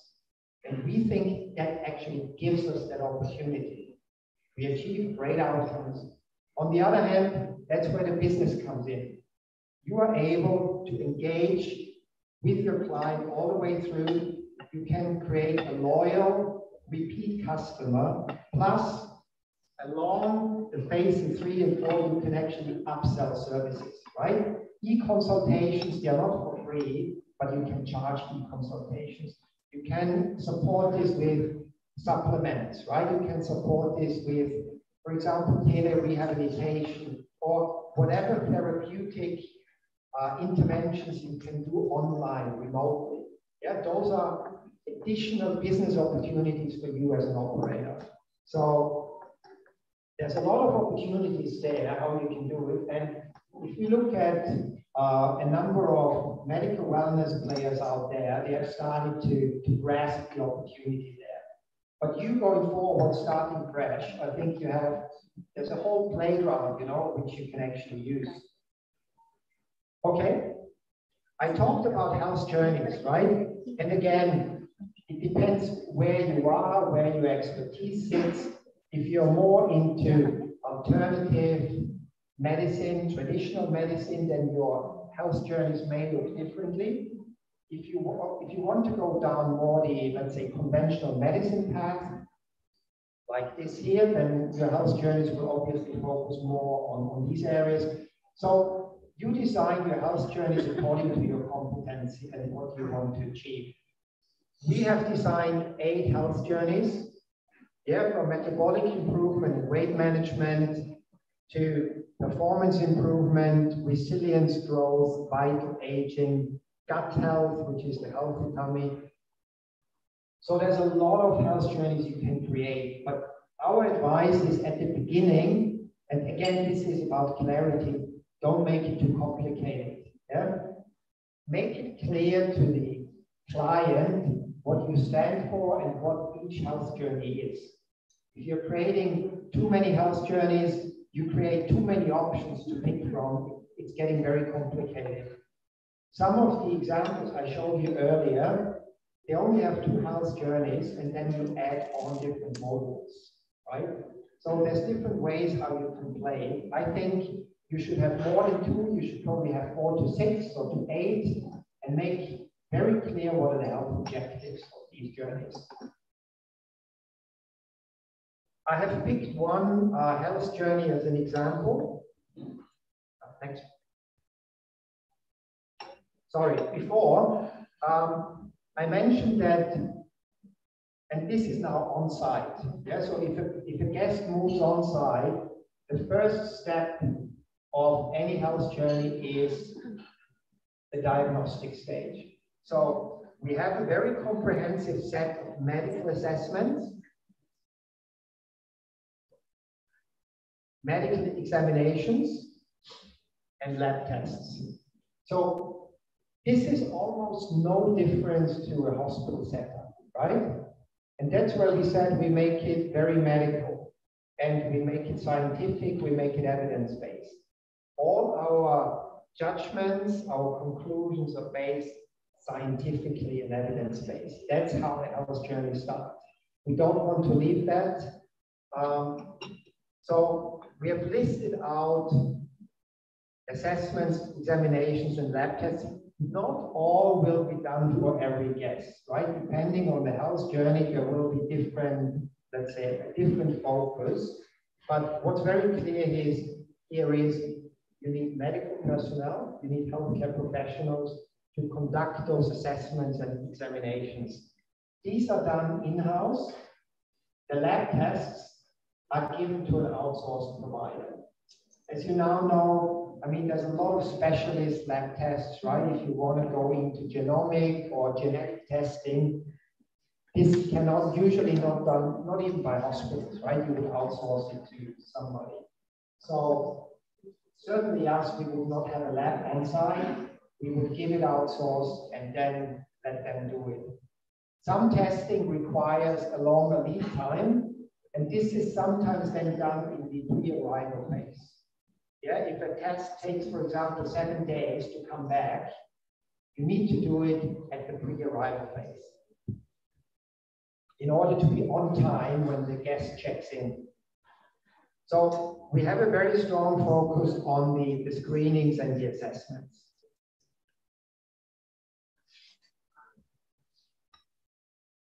And then we move into the second part of the health journeys are really the health interventions. So the health interventions mirror very much what you have seen in terms of lifestyle medicine, right? It's really about mental health, the cognitive health part. It's about mobility, physical activity. It's about wellness. It's about nutrition. It's about sleep. It's about complementary medicine, traditional medicine, TCM, whatever you call it. we were having a discussion this morning, right? I think what makes Asia very special, almost every country has its own way of practicing traditional medicine. Bali has a very strong rooting in Balinese traditional medicine. So does Thailand, so does China, right? The Middle East, they have their own way of practicing traditional medicine. And that's a beautiful complementation to what you do as a healthcare provider, but it also differentiates you well, right? Because no one else in the world will do Balinese traditional medicine. And I think no one will do, let's say, Thai traditional medicine, right? So, or Ayurveda, you usually, yes, you do it elsewhere, but if you go to India, that's where you experience it firsthand. So I think Balinese traditional medicine is a big differentiator for you here if you integrate that into your service concept. And then nutrition, and then I think aesthetics and dental, right, is something which obviously has a big impact on health and well-being, and that's why it's there. I mean, people would usually say dental is not really related, you know, to preventive health or health and well-being. But we know as a matter of fact that not only dental hygiene has a big impact on your actually health and well-being, but aesthetic in particular, right? The way you look, the way you feel about yourself is important. So our approach to aesthetics is we don't go invasive. Yeah, so we are not doing any invasive procedures, but we do it non-invasive. So it's mostly focusing on dermatology or body sculpturing. So let's say medically non-risk procedures. But this is our approach. Yeah? You may find a different approach.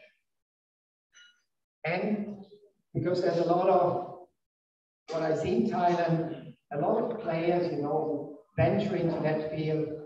What's important as well is ethics, right? You need to, you know, whatever you do in terms of aesthetics, it has to be scientifically based, right? You don't want to leave that path. So that's key too. Okay? This is just one example of a health journey, which is the resilience growth journey, right? Resilience is about mental strength. Building mental strength, and we all know mental diseases, mental health is actually becoming much more a problem.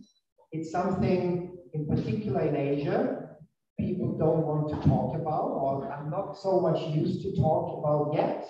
It's coming, and that's good, but it's certainly a very serious disease. We heard before, right? A lot of people be anxious, stressed, depressed. So we bring in this whole, let's say, resilience journey, and one of the key protective factors, and this is a protective factor, for example, is positive psychology, right? It's the part of psychology which is not related to pathology. So it's not about people who are actually sick, but it's about building purpose, meaning in life. So this journey is about really strengthening your mental resilience. It's a 7 to 14 days journey, and obviously this journey focuses on different aspects as, let's say, the metabolic growth or metabolic improvement journey. So this is very much about stress management, emotional health, physical activity. So all the different journeys have a different focus, yeah, in what they do in terms of diagnostics and in terms of their services. And you see at the far end, at the end, continuous digital support. So in Thailand, for example, we have a lot of also addiction clinics, yeah, which actually deal with, you know, drug addiction, alcohol addiction, any kind of abuse. And even these guys have now moved on, and COVID was part of the reason. They have now moved on to provide a lot of online support, yeah, and it's working. So I think even mental health, you know, if you have this continuous support through digital solutions, it can work. Yeah, unfortunately, it's very unclear. If we briefly talk about staffing, right? Obviously, a staffing structure for a medical wellness resort looks different than a hospital, for sure, and also different to a, let's say, a usual hotel setup. So it has to be an integrated setup. You cannot separate, let's say, what you do in terms of healthcare from what you do in hospitality. So at the very top, you have a GM, a managing director, CEO. On the far left here, you have the usual hospitality services. Yeah, so you have your F&B, you have your back of house, your facility, and so forth. The second column is the lifestyle health. So whatever falls under, let's say, the medical portion is covered here. So you have the preventive medicine, you have the complementary and alternative medicine, you have beauty and aesthetics, you have physiotherapy, you have fitness. All that falls under the clinical director, yeah, chief medical officer, whatever you want to call that role. But it's a clinical role. So a clinical person is managing all those clinical journeys. Then you have the HR director, you have, can barely read it, it's the financial director. The commercial director takes care of all the business development and the marketing and the sales. And you have a quality director who deals with compliance, CSR, and so forth, and sustainability. So what's important is that the setup you create is integrated. I mean, if that's what you want to achieve. We had a conversation in the morning, you know, where you also have clinics inside of hotels. That can be a first starting point, right? So you have this resort, you set up your clinic as a starting point in here. This is not an integrated wellness concept, but it could be a starting point for you to test the market, right? In order to get to know your future clients. Who are they? Where do they come from? What are their needs and requirements? Later on, after you have experienced this for a few years, you decide, okay, now what we do is we create an integrated experience. So this entire resort becomes a medical resort, for example. Yeah. So there are different journeys for you, how you can look at your development. Or the other way around is in your hospital, and I know some of you have done this. In your hospital, you set up a wellness center, right? And this is kind of your venture into what could preventive medicine wellness look like. So you can approach it from different angles. Our objective certainly is that at one day you move outside of the hospital into this kind of resort setting, yeah, and really integrate all these services. What's important here, the spa would also be under the clinical director. We also say a few things here about if you, let's say, start this whole project from scratch, when you have to recruit. So the key people should be on board probably a year before you go operational. Yeah. While let's say the other clinical staff can probably come on board 3 to 5 months before operations. Okay. 4 minutes. Yep, good. I have to speed up. Then medical technology comes in both on the diagnostic, the screening side, but also on the therapeutic side. Yeah. So there's a lot of, it's packed with medical technology. So a lot of diagnostic equipment to, let's say, diagnose and screen the guests. And then on the interactive side, you know, there's gait training, there's a medical gym, an interactive gym. So the medical equipment follows your service plan, right? First, you develop your service plan, your medical, your journeys, and then you look at what equipment do you need in order to serve those journeys. So You can go extreme and your investment will be $3 to $5 million US, which is a big investment. Or you can, let's say, start with the scoped down version with $1 million US, yeah, and then gradually build your expertise as you go.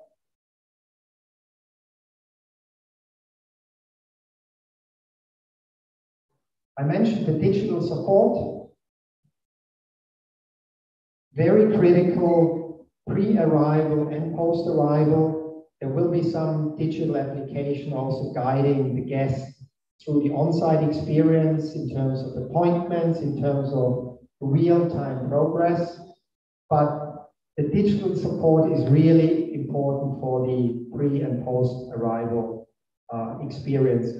We ourselves have developed an app which will guide the guest through the entire journey, yeah, from pre to post-arrival. There's a lot of commercial applications out there. We still think it's better to actually do your own application because you know your requirements best. Reason also being that the development costs have really come down tremendously. Yeah, it's fairly easy now to find developers who are able to develop this for, I would say, a few thousand US.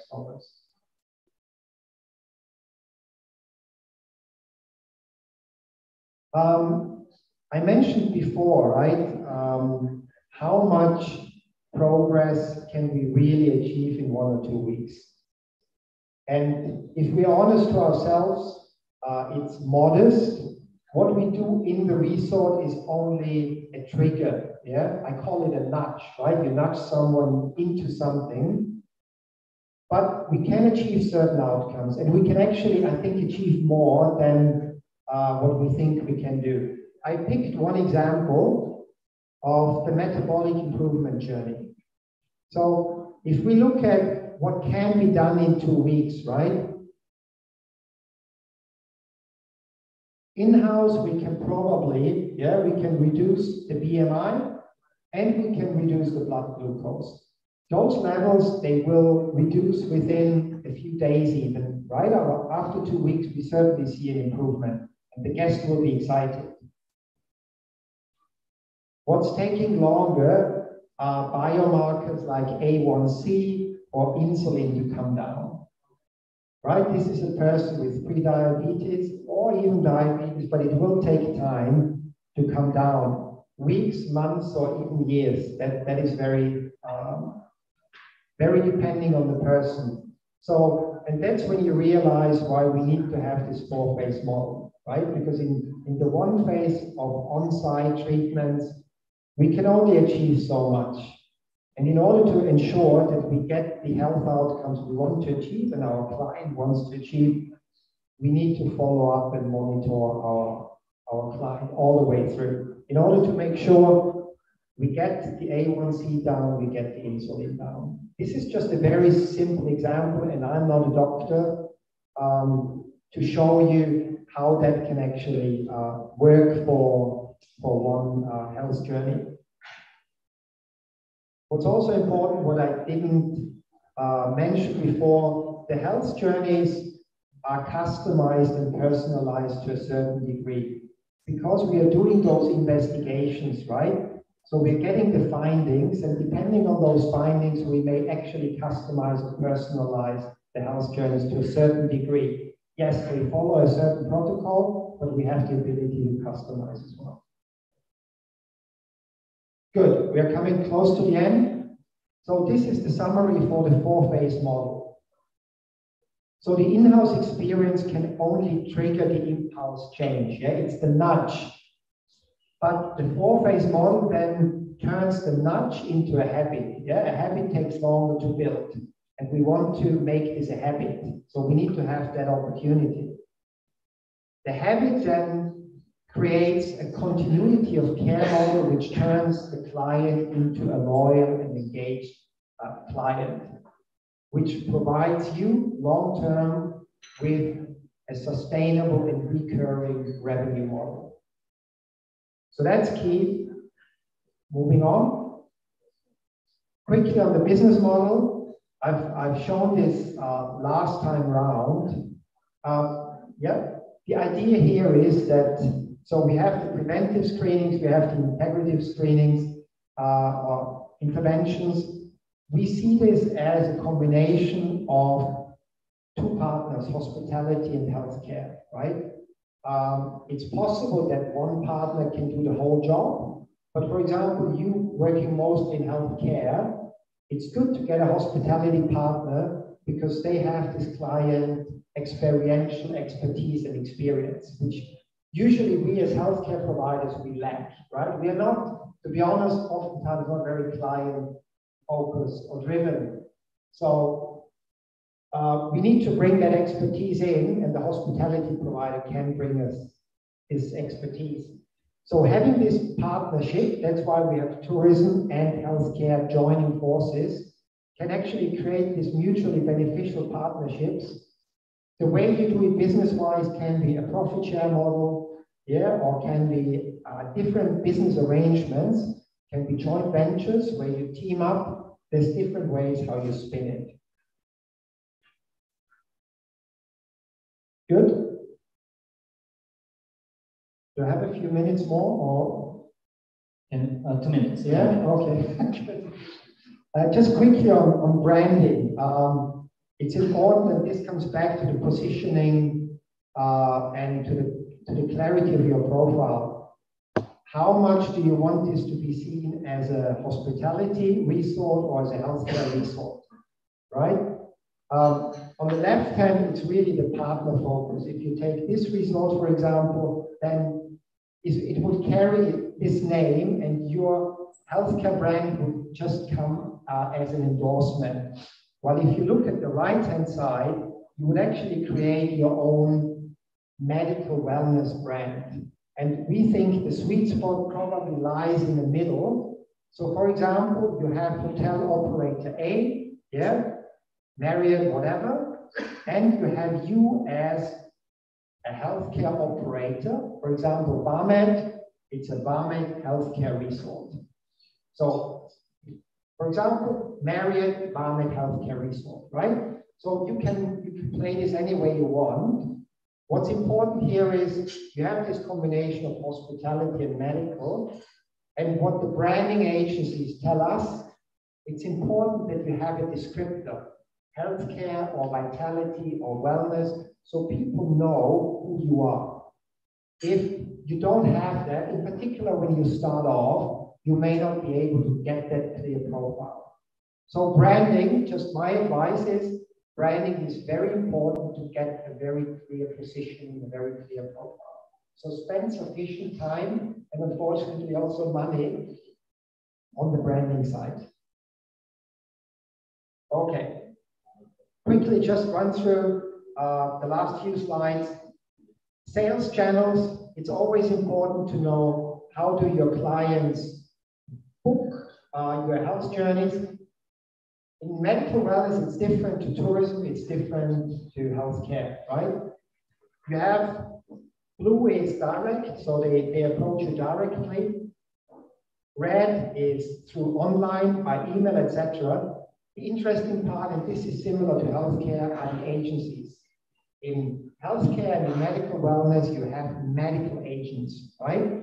They work globally and they are specialized on healthcare and medical wellness offerings, different to tourism, different agents. So you need to identify, you need to make contact with those medical wellness agents because they bring you those guests.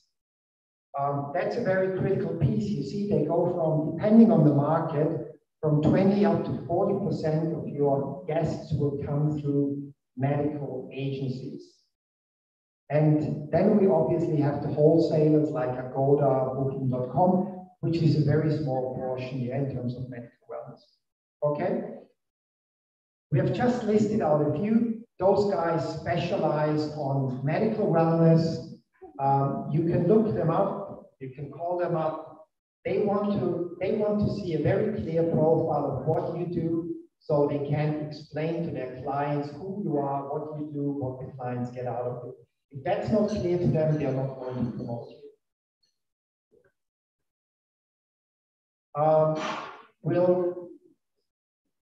In terms of this slide is just important that if you are an integrated resort, right, you want to make sure that most of your clients actually come for medical wellness and not just as hotel guests.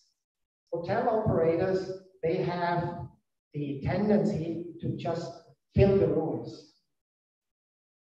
So they have high occupancy. You as a healthcare medical wellness operator, you want them to actually be on health journeys. The problem you have, if they just come here for the rooms and not for the journeys, your whole medical wellness resort will not be perceived as a medical wellness resort. People will look at it as a hotel.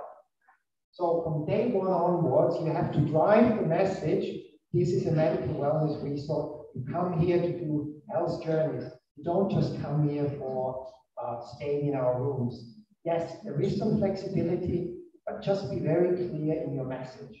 Yeah, and the difference here is red and blue is how many of your people are doing health journeys and how many are just staying in the rooms. Okay, I think we are close to done.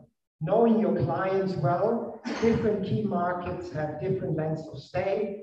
For example, the Australians stay on average 8 days, while other guys stay a little shorter.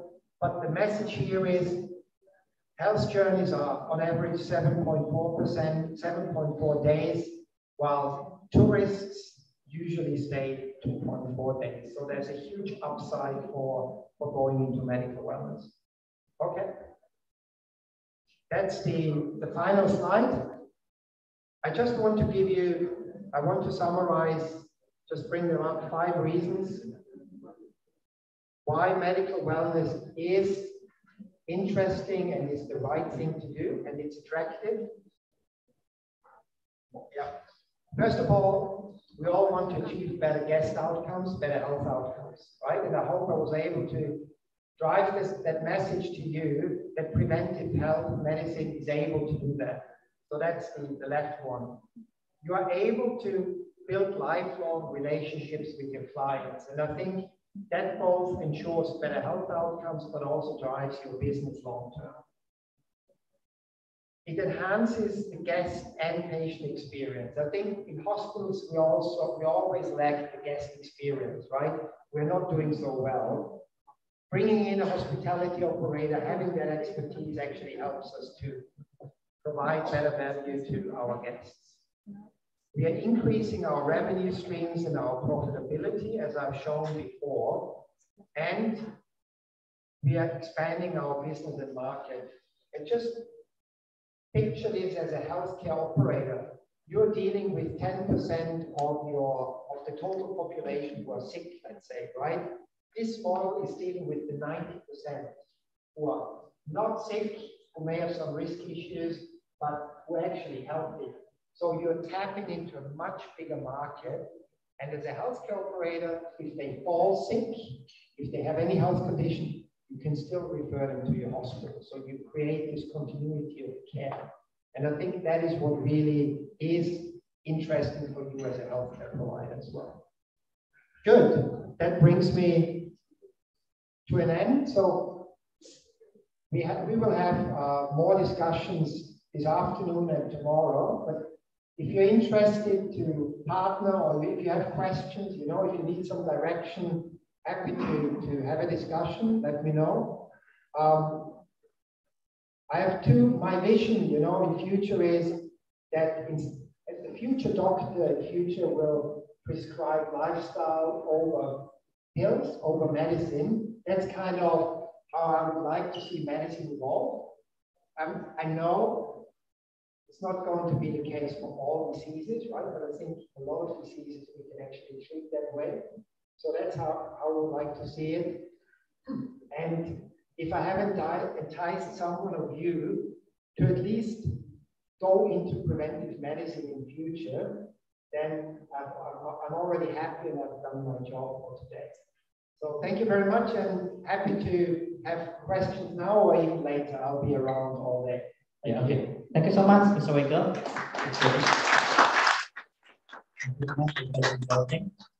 Actually, my background is preventive medicine, so I'm really happy that you asked, not all, maybe most of the doctors to prescribe preventive medicine treatment rather than merely the curative. Okay, now we open the discussion Q&A for the second session. Please, Dr. Chok.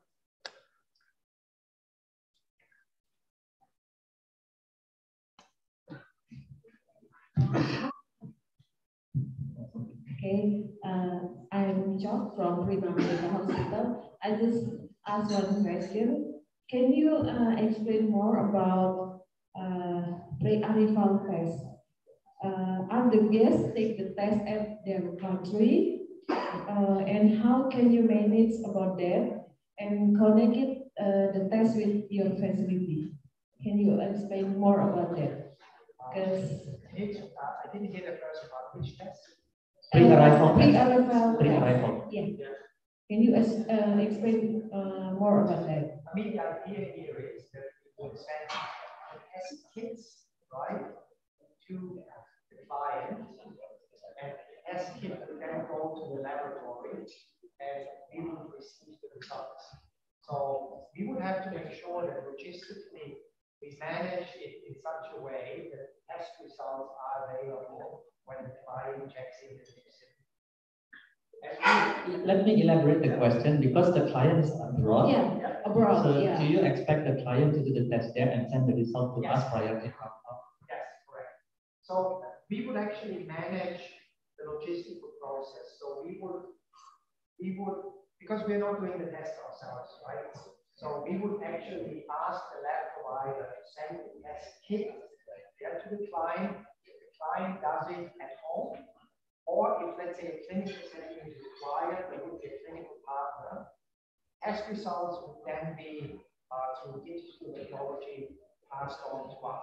So we have the results here when the client checks it. That's the idea. Yeah. Okay, thank you. I get it.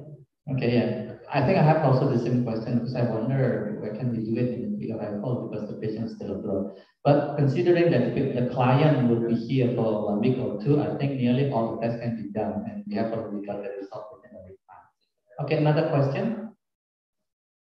I do not see any question from the chat. Yes, doctor, please. Somebody give the mic.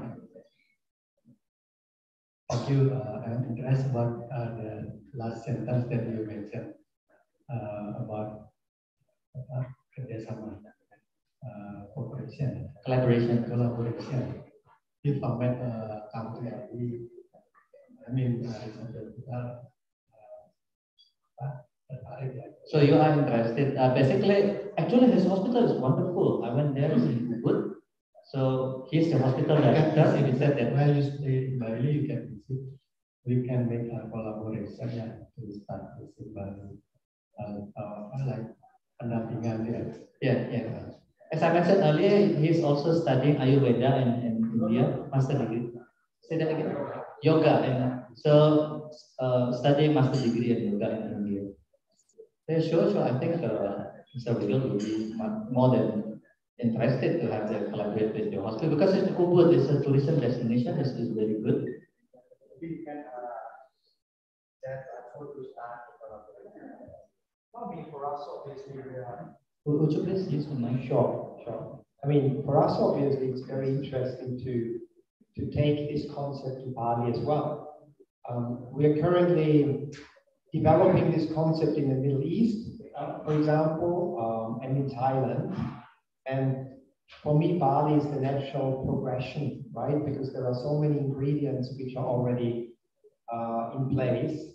And now healthcare becomes more open in Indonesia, right? In terms of also bringing in, let's say, overseas expertise, which I think is important anywhere in the world, right? Because Ayurveda, you want to have your experts probably from India, right? In terms of other disciplines, you may have someone from US, from Europe. So I think it's good in terms of progressing to have that freedom to bring in professionals from all over. And I think that's important for Bali to have that ability.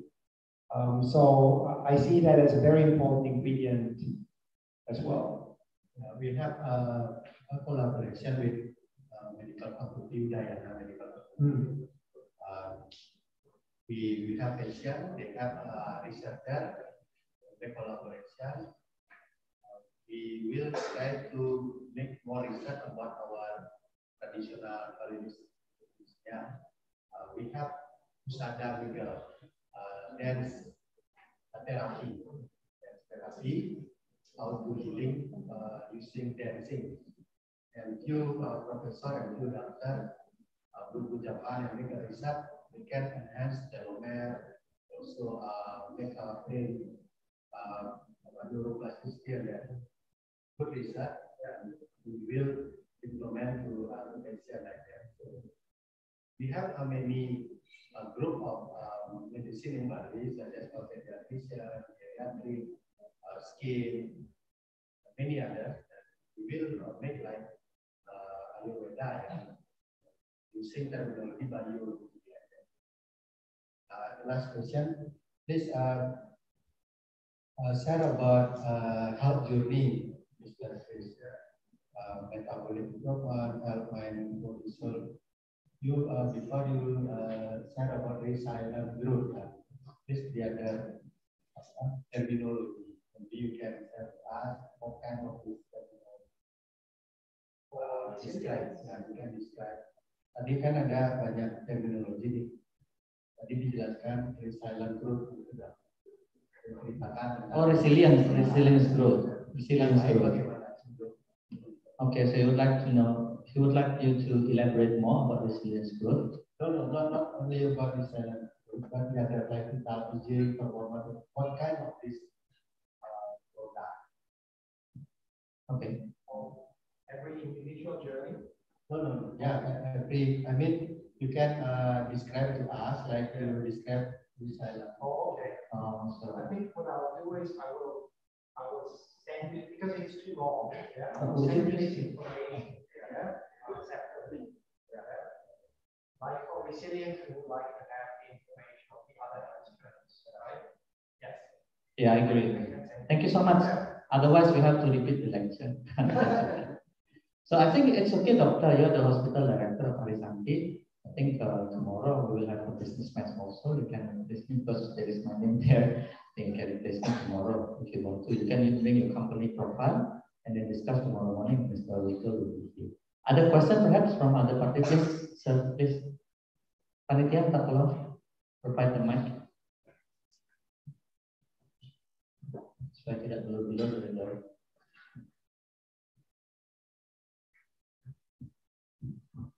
Terima kasih. Saya menyampaikan di dalam bahasa Indonesia. Izin. Ya, silakan. No problem. Saya Indi dari SUP Pulau Merah. Kami saat ini sedang mengembangkan untuk medical wellness.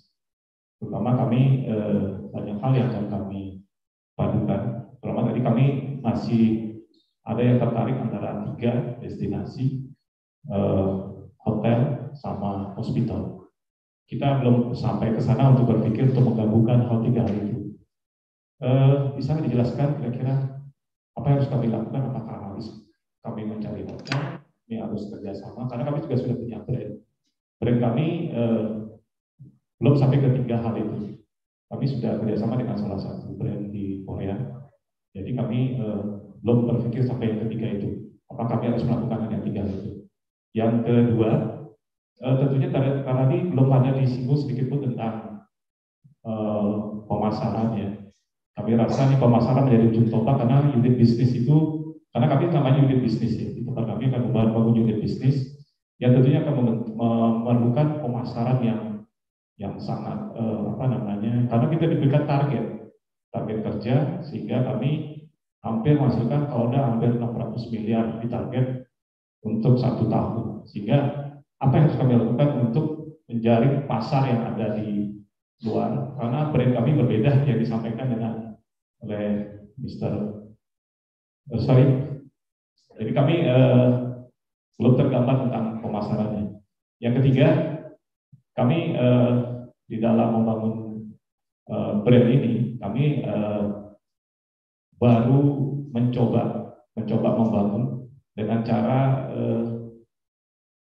karena ada hal lain. Jadi kami terkait dengan regulasi, terutama regulasi yang ada di di Indonesia sangat sulit sekali untuk mengembangkan dalam arti kebebasan. Artinya kalau kita sama dengan hotel tentunya kan ada hal-hal lain yang tentunya harus kita perhatikan, apalagi nanti dengan destinasi juga akan berbagi, artinya berbagi dalam tanda kutip.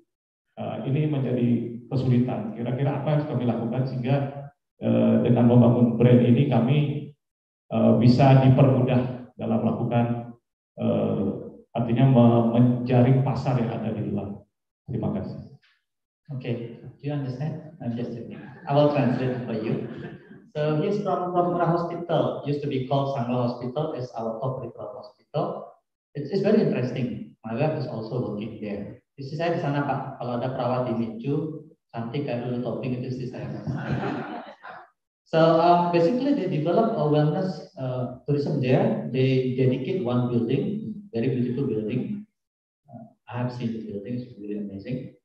So they would like to ask how to start. I think tomorrow you will come here with a business plan and you can discuss in person with him directly because it's very interesting. And number two is he's curious about the marketing strategy because by far it seems like we haven't described about the marketing strategy because as a business unit, he has the responsibility to, he has a target basically, it's a budget. He has to meet 600 billion rupiah, that's in rupiah, but still a lot of money in a year. So he wonder how to develop the marketing strategy. In detail, we can discuss about it tomorrow. But actually, this is also very interesting because before we also discuss about how to develop marketing. You can use the theory of marketing, for example, marketing mix, using a 7 P's of marketing. Literally, you can do the each P, and then you also think about attending an international conference about the marketing. Because I used to be a hospital director in the MC hospital, and that's how we do it. You come to the conference where there is a travel agent, not travel agent, medical agent, maybe a doctor, and then you can promote this one. But you need somebody who can do this one. And I think before you answer, I gave you a clue that please jangan alergi ya. Do not hesitate to hire people with the expert in doing so, even though if he is not Balinese. Kita harus terbuka ya. Kebanyakan orang berpikir jangan saya bilang, you know what, Lionel Messi is not Spanish, tapi dia main di Barcelona. Dan Barcelona itu jadi maju pesat ketika kita terbuka. Jadi my message is don't be close-minded, be open-minded. If you have to recruit somebody with the expertise like him, for example, who can help you to do the marketing stuff, do it. And so you can learn about it later on. Rather than kita paksa, pokoknya saya orang Bali juga Pak ya. Kita paksa, saya jadi nggak bisa. You have to be open-minded. Number one, you have to be able to describe like this in English properly, and you have to be able to answer all the questions. And if you don't know, you say so. Be honest. There's different kind of people that we deal with. Because I'm dealing with English-speaking patients for nearly 20 years, I realize they have a different kind of culture compared to Indonesian. So think about it. That's number one. And number two, until number 10, maybe Mr. Wiggle can explain about it. Is number one about how to start to initiate the wellness product, especially if we have to cover all the three kind of units that we have already mentioned before. And number two, about the marketing, how we do the marketing properly so that we can achieve the so-called target.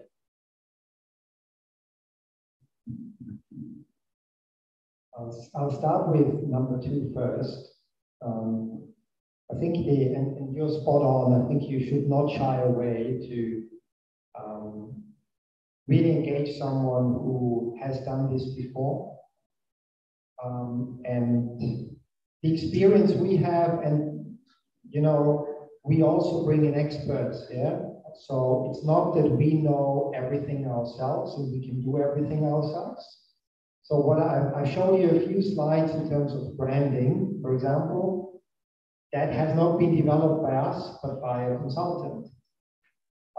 And marketing follows branding, right? And I think that's why I would like to start with it first. I've talked a lot today about get your positioning right, right? And this is the first part of your branding exercise. To whichever branding agency you will talk, they will ask you, what's your positioning, right? What's your profile? What are you doing? What's your expectations? Who do you want to be? What's your target clientele? those are all very strategic questions. So before you even think about marketing, you need to get your positioning and your branding right. The branding exercise really helps you to answer all these questions. And once you have done this, then it trickles down to what you call the 7 or the 4 Ps, right? Then you can do really the marketing plan. Then you will look at the pricing, you will look at all those tactical measures. But for me, this is really a far second step. So I will always start with this really strategic positioning branding exercise, because it's so important. Otherwise, your clients will really get confused. So this would be my approach in terms of marketing, and that actually ties into the first question, right? Is how to set it up. So the way we do it is always very structured, right? I hear you already have your facility. So we would always, let's say it's a greenfield project, we would always look at the market first, right? So that's why I put up the first slide. How many tourists come into Bali? Where do they come from? Then you would look deeper, right? What wellness, what healthcare needs do they have? So it's a very detailed study. From there, you then develop which services are we going to provide. So your service profile, right? How medical do you go, for example? And then you develop, only then you develop your facility. But I understand oftentimes you have a facility and you want to build that facility, you do it the other way around. But usually, spatial requirements follow service requirements, right? You look at first at the service requirements and then go into what space do I need to actually deliver those services. And lastly is the business plan, right? The financial aspect of it, which then also triggers the whole branding, the whole marketing. That's how it started from a planning perspective. If you already have your facility up and running, which I understand is your case, then you still need to, I would say, still work very hard on the client piece, the service piece, yeah, and the marketing. You cannot skip those steps. In fact, you still need to answer them in order to have a clear concept and a clear positioning. But happy to talk with you in more detail tomorrow, yeah? So I understand where you are at the moment, but one point is very clear: bring in good people, yeah? If you do it for the first time, you know, yes, you can make mistakes, but try to do it as good and well as possible. And external people help you. That's what we do as well. You know, where we feel we have not the expertise, we bring in experts. Yeah, it just helps. It saves you a lot of time and money eventually.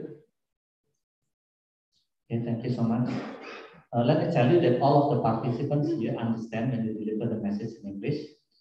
Most of them are a bit shy to ask a question in English, but actually I believe you understand what they explain, because all of us here has been studying English at least 6 years, 3 years in junior high school and 3 years in senior high school. So all of us here have been studying English for at least 6 years. Not to mention that you speak a bit more slowly compared to American one, so which is good. So tomorrow sudah dijadwalkan, saya lihat Prof. Murah sudah ada Pak. Besok dibayarkan bisnis prosesnya, nanti ketemu in person bisa langsung ngobrol. Ya sudah ada namanya, nanti nama saya juga ada, nanti udah bisa gantiin saya karena besok saya nanti karena panitia saya kan. Maybe there will be another question, one more question before we continue with Prof. Laksono.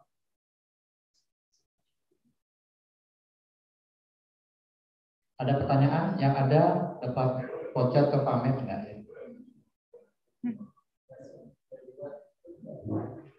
Oh, dari luar saya periksa di sini tidak ada Prof. Tidak ada Prof. Saya periksa. Terima kasih untuk Dr. Chok, saya dipinjamin MacBook-nya, bagus sekali. Selama 1 bulan ya.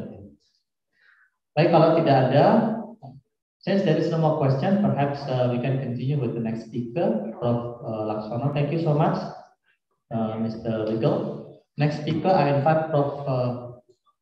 Laksono. to deliver. Don't worry, this time Prof. Laksana will deliver the discussion in Japanese. Can we invite Prof. Laksana? Ini mirip bagus topiknya. Silakan Prof. Dapat waktu belum? Oh ya, silakan Prof. Ya, terima kasih. Assalamualaikum. Ya. Oke, jadi saya sedikit memberi presentasi tadi sebagai pengantar nanti teman-teman yang masuk workshop. Ada 10 kelompok, ada 10 di sini. Tapi juga ada yang dari Pamelapi atau Oke, nah mohon slide-nya ya.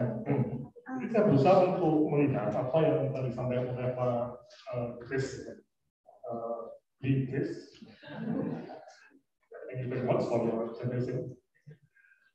Jadi ada dua bisnis unit ya yang kita lihat ya. Satu itu resort hotel, yang kedua adalah meeting. Nah, kombinasi keduanya ini yang nanti kita akan lihat ya. Sehingga memang sebenarnya kita nanti ke bisnis plan. Itu siapa yang membuat bisnis plan ini? Apakah rumah sakit bikin sendiri, atau resortnya yang bikin, atau dua-duanya bersama-sama. Nah, yang ideal tadi dua-duanya. Nah, sehingga saya mencoba untuk lihat ke sini ya, slide. Ada beberapa hal ya. Yang poin 1, 2 itu sudah kita ingin untuk remind ya waktu kita di kantor gubernur ya tentang konsep dan pengelolaannya. Yang ketiga mengenai pasar micro awareness dan bisnis plan ya. Dan yang keempat visi kita ya. Mengapa kita berkumpul ini? Karena kita sudah lama sekali bicara terus, tapi belum realisasi ya. Kita berharap ada realisasinya ya. Oke, slide berikutnya ya. Nah, konsepnya kalau kita lihat slide ya. Sekali lagi ini sebagai refleksi aja ya. Kita dulu ya. Jadi ini memang mereka adalah yang pakai ya, pengguna itu traveling.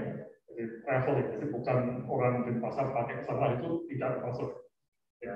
Tapi orang Jogja ke Denpasar untuk mencari pengobatan atau healing itu termasuk. Atau dari Singapura ke misalnya ke Surabaya itu termasuk. Oke. Nah, ini yang jadi kunci ya. 10% yang sakit dan 10% sehat. Nah, ini mengatakan aja penggunanya berikut ya, hitam putih ya, slide. Karena ini yang disebut sebagai wisata medis dengan PMK nomor 76 tahun 2015. Yang ada kelas A dan kelas B masih kan? Ya ini kuratif. Nah yang 90% yang sehat itu memang ada tugas bersama ini yang baru ya antara Menkes dan sekarang Pak Budi Berisatikin dengan Pak Sandiaga Uno itu ada SKP yang slide berikutnya ya, yang intinya ada 4 topik ya, 4 jalur ya untuk desa medik, wisata kebugaran yang herbal, wisata kesehatan dan wisata olahraga kesehatan. Wisata medik tadi ya, yang tahun 2015. Nah ini yang kita sebutlah bagian dari poin B, wisata kebugaran. Jadi wellness itu ada macam-macam apa ya cabang atau subnya, ada yang wellness etnis, ada itu ini. Nah ini wellness medik ya, atau medical awareness. Nah ini yang tadi Pak Chris itu memaparkan mengenai medical awareness yang juga ada ilmiahnya ya, jadi tetap ada impact yang bisa diukur ya. Slide ya. Nah definisinya seperti ini ya. Jadi mempunyai berbagai pengaruh kesehatan dan ini menggunakan cara untuk menangani dan mencegah penyakit serta memproduksi hidup sehat. Nah, ini yang perlu kita lihat ya. Sampai promosi hidup sehat. Nah, artinya ya. Karena bisnis awareness itu bisa diiklankan. Paham ya?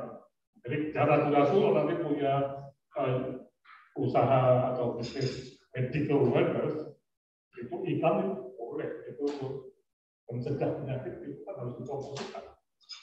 Mohon ya, jadi ini ya, tadi nanti ada apa belikan apa.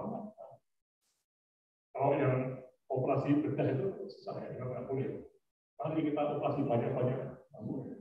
Ya, saya ada mempromosikan mari kita pergi ke Bali untuk check up dan 3 hari di sana, 2 hari untuk healing, boleh nggak? Ini beda ya. Medical awareness tadi ini promosi kesehatan. Ya, nggak boleh dicegah, malah ditingkatkan. Ya. Ya. Nah, SDM-nya nah ini dokter, terapis, profesional dari kesehatan dapat 3%. Dan apa dengan sertifikat kompetensi resmi, nah ini yang masih belum siap dari tapi kita harus mulai. Di Bangkok itu Mahidol University ya, yang di Thailand itu mereka banyak sekali mengembangkan untuk 2%. Jadi sertifikatnya resmi. Pendorongnya ini posisi yang kedua, ekspansi yang cepat dari bisnis budaya dan peningkatan minat pada bunga tradisional. Jadi melihat bahwa ini tidak dapat sendirian, bisa dikombinasi dengan tradisional medicine. Ini tidak masalah ya. Ini contoh di Swiss seperti itu ya.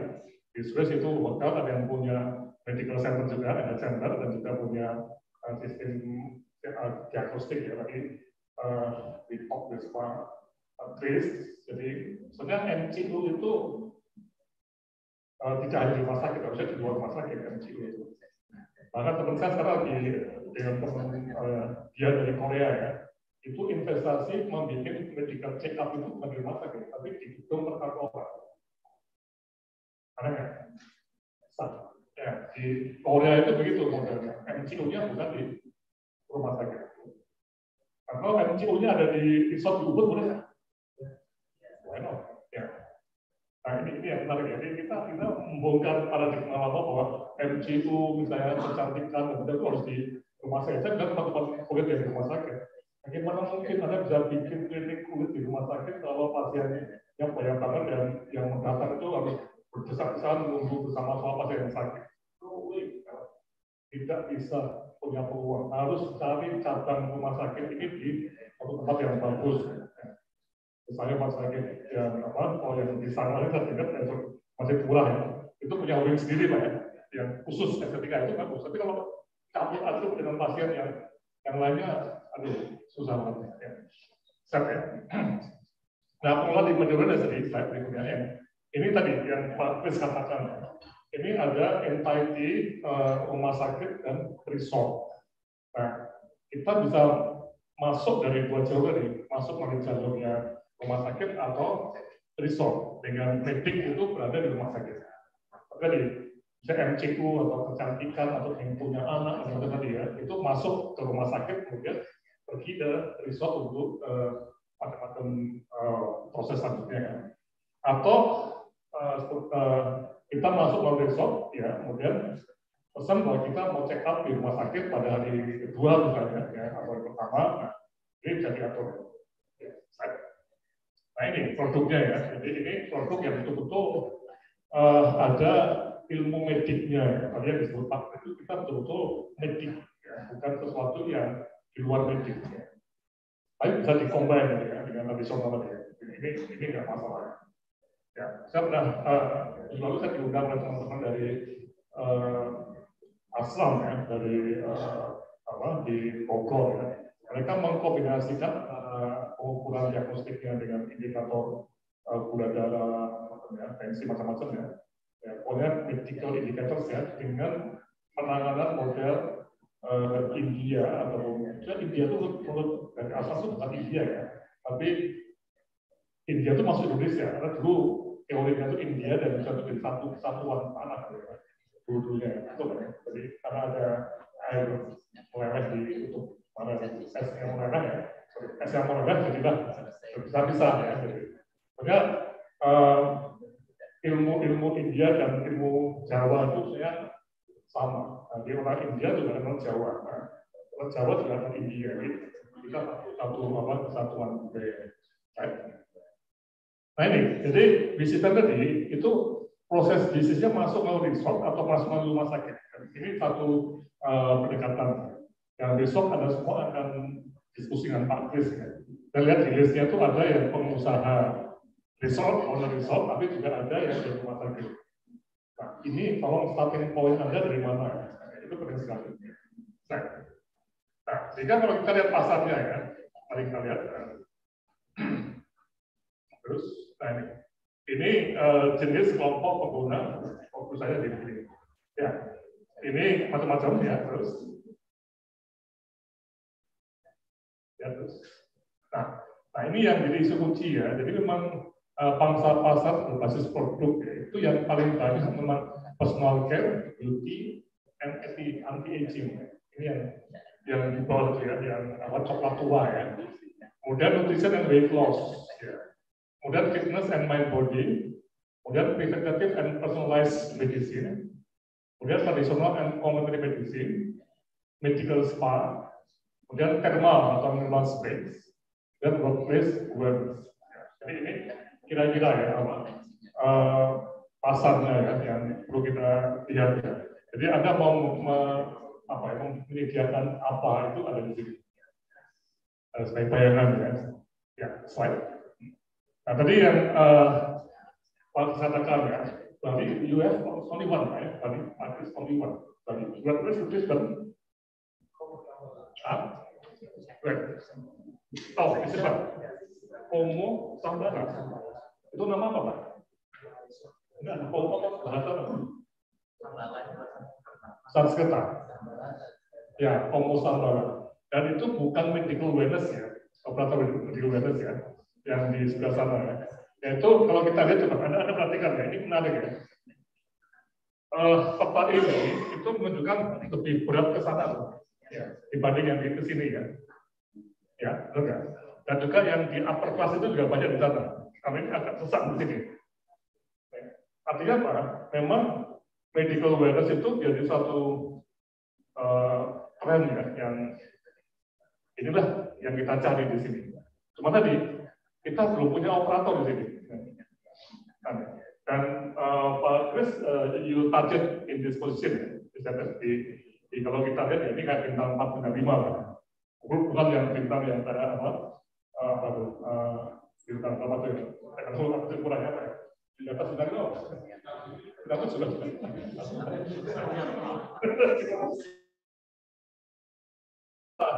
It's very expensive ya. Raksa is very expensive at the top of the line ya. Dan harganya itu rasa yang Mbak Elizabeth nanti di workshop kita bahas ya. Itu raksa itu untuk 3 hari bisa sampai 150 juta ya. Betul ya, Mbak Elizabeth 150-an ya, 4-5 hari. Ya, di Prima Medica itu 4 hari, 3 hari dapat 25 juta. Ya, kira-kira 25 juta. Jadi mungkin Prima Medica ya atau bintang 3 lah. Ya, slide. Nah, itu memang kita butuh rencana bisnis betul ya, untuk pasar global atau pasar domestik ini ya, atau dua-duanya. Ini yang perlu kita lihat. Jadi pada waktu saya dan Pak Chris diskusi, I think we started discussion, I think and I visited to Europe last year, and then you said that you target Sarfai bintang 5. Okay. And I asked tanya Pak Chris, bagaimana dengan yang lebih rendah? Iya ada. Ya sudah yang saya kunjungi di Austria, itu untuk ukuran orang Austria itu kelas mungkin menengah ya. Awal kita mahal Pak. Yang pamer itu kalau harga misalnya itu saya pakai fisioterapi ya, dan juga terapi isi saya pakai itu 1 jam sekitar 1,5 juta. Ya, untuk fisioterapi itu sama dengan Jepang, jadi ini tidak terlalu tinggi untuk ukuran Eropa. Kalau yang 1 jam 10 juta itu barangkali yang paling mahal. Ya, jadi ini pasarnya siapa? Keputusannya. Nah, ini penting sekali untuk kita bikin keputusan. Slide. Nah, rencana bisnis ini tentunya akan lihat ada siapa, pasar yang mana, di mana, kapan, dan bagaimana. Ya, nanti teman-teman akan ikut ini ya, akan betul kami dorong untuk bikin latihan itu secara tegas ya. Jangan ragu-ragu kalau pasar saya memang bintang 2 atau bintang 3. Nggak masalah, karena ini mungkin domestik banyak. Kalau kita lihat berapa jumlah turis datang ke Bali, domestik saya apa Pak Iman? Apa? 17.000 coba deh. Prima Medica untuk kapasitas medical check-up-nya ada sehari. Paling berapa? 20. Bayangin, kalau ada 1 bis masuk dari Banyuwangi ke sini untuk medical check-up juga, kemudian udah nggak bisa. Ini menarik ya, domestik market itu juga tinggi loh, dengan kita abaikan itu. Nah, tujuannya, nah ini seperti ini, peta tadi, ya terus outline-nya, nah ini yang nanti baru saja teman-teman, Pablo juga menjadi pelatih, Bu Dian juga. Nah ini akan masuk pada ini berbagai hal, profit, isi produk, hasil pasar, persaingan, sampai rencana tujuan dan pemasaran, rencana manajemen, rencana operasi sampai keuangan. Nah ini poin ke-6 ini yang sangat penting juga, bagaimana memasarkan tadi. Dan sekali lagi ini open ya, terbuka untuk dipromosikan, jangan ragu-ragu untuk promosi. Karena ada beberapa tanya betul, Pak, politisasi etika gimana? Tidak ada etika karena kalau sudah promosi hidup itu malah harus, ya, oke ya. Terus ya, nah ini produk apa juga yang sangat penting ya, ini catatannya ya. Produk apa yang Anda akan tawarkan ini ya? Berapa harganya tadi? Marketnya berapa ya? Ya, slide.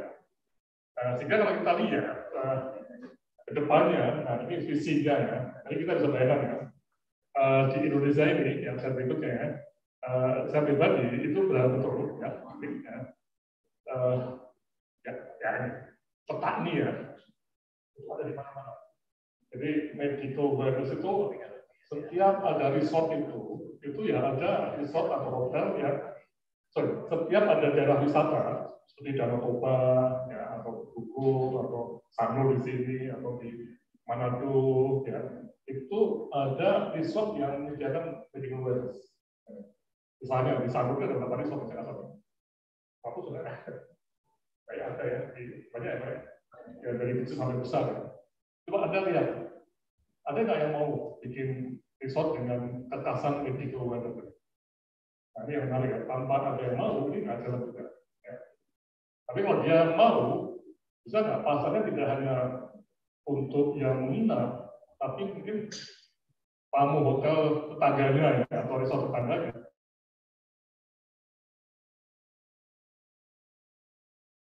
Pusatnya tadi, karena dari 100 resort di sana hanya 1 atau 2 yang betul-betul dipercaya untuk medical wellness.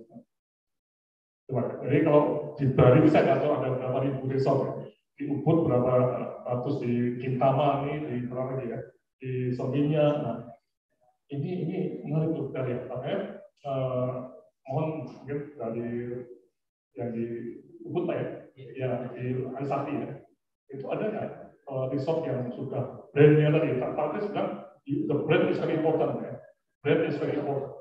Brand apa? Oh, Anantara ya, itu berarti apa ya? Dia bersama dengan Bangkok ya. Anantara itu di Bangkok banyak. Berarti dia bersama dengan itu. Ya. Nah, udah mulai ya, satu ya, komponen ya.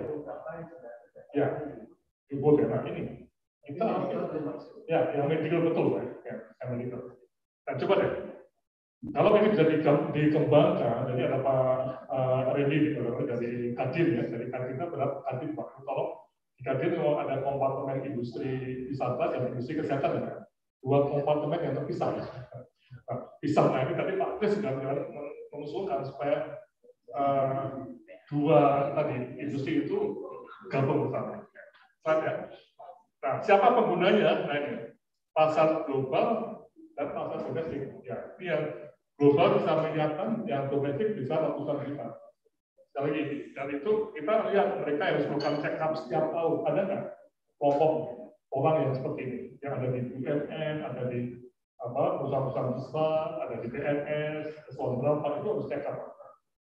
Nah, General Posen bisa nggak? Mereka diberi opsi. Tahun ini check up di Dukul, yang destinasi Dukul ya. Tahun depan check up di mungkin Narkoba. Ya. Jadi ini menarik karena repeated ya. Jadi aktivitasnya itu berulang-ulang. Kalau operasi jantung gimana kira-kira? Ada nggak orang yang saya di operasi jantung bisa 3 kali dalam sekali? Nggak ada. Jadi itu yang ini repeated. Dari orang usia 40 nggak ada eksekutif, mungkin dia akan mengalami 20 kali MCU atau 30 kali. Ya. Kemudian butuh perawatan untuk kulit dan badan rambut tadi macam-macam ya. Healing, main, ketika kebugaran, pecinta olahraga, sepeda, tenis, goes club itu bisa nggak rombongan ke Bali untuk check up sekaligus bersepeda boleh nggak? Bisa nggak? Bisa. Udah mulai banyak Pak. Kalau sampai di sepeda di Ubud ada yang meninggal, itu sering terjadi malah berita bahwa kalau saraf jantung, saraf kowet, kenapa tidak? Di Jogja sedikit. Nah, pecinta traveling, dari saya. Nah, ini sama ini. Mereka yang berada di daftar tunggu haji, ya, tahu ya, kan haji itu bisa daftar sekarang, endingnya 10 tahun lagi. Usia mendaftar 50 tahun, dapat 60 tahun. Selama 10 tahun itu kalau tidak menjaga kesehatan, bisa nggak? Pada saat mau berangkat, kena penyakitnya stroke. Nah, itu harus jaga betul. Kesehatan. Itu banyak, ratusan ribu. Jadi repeated activities, slide.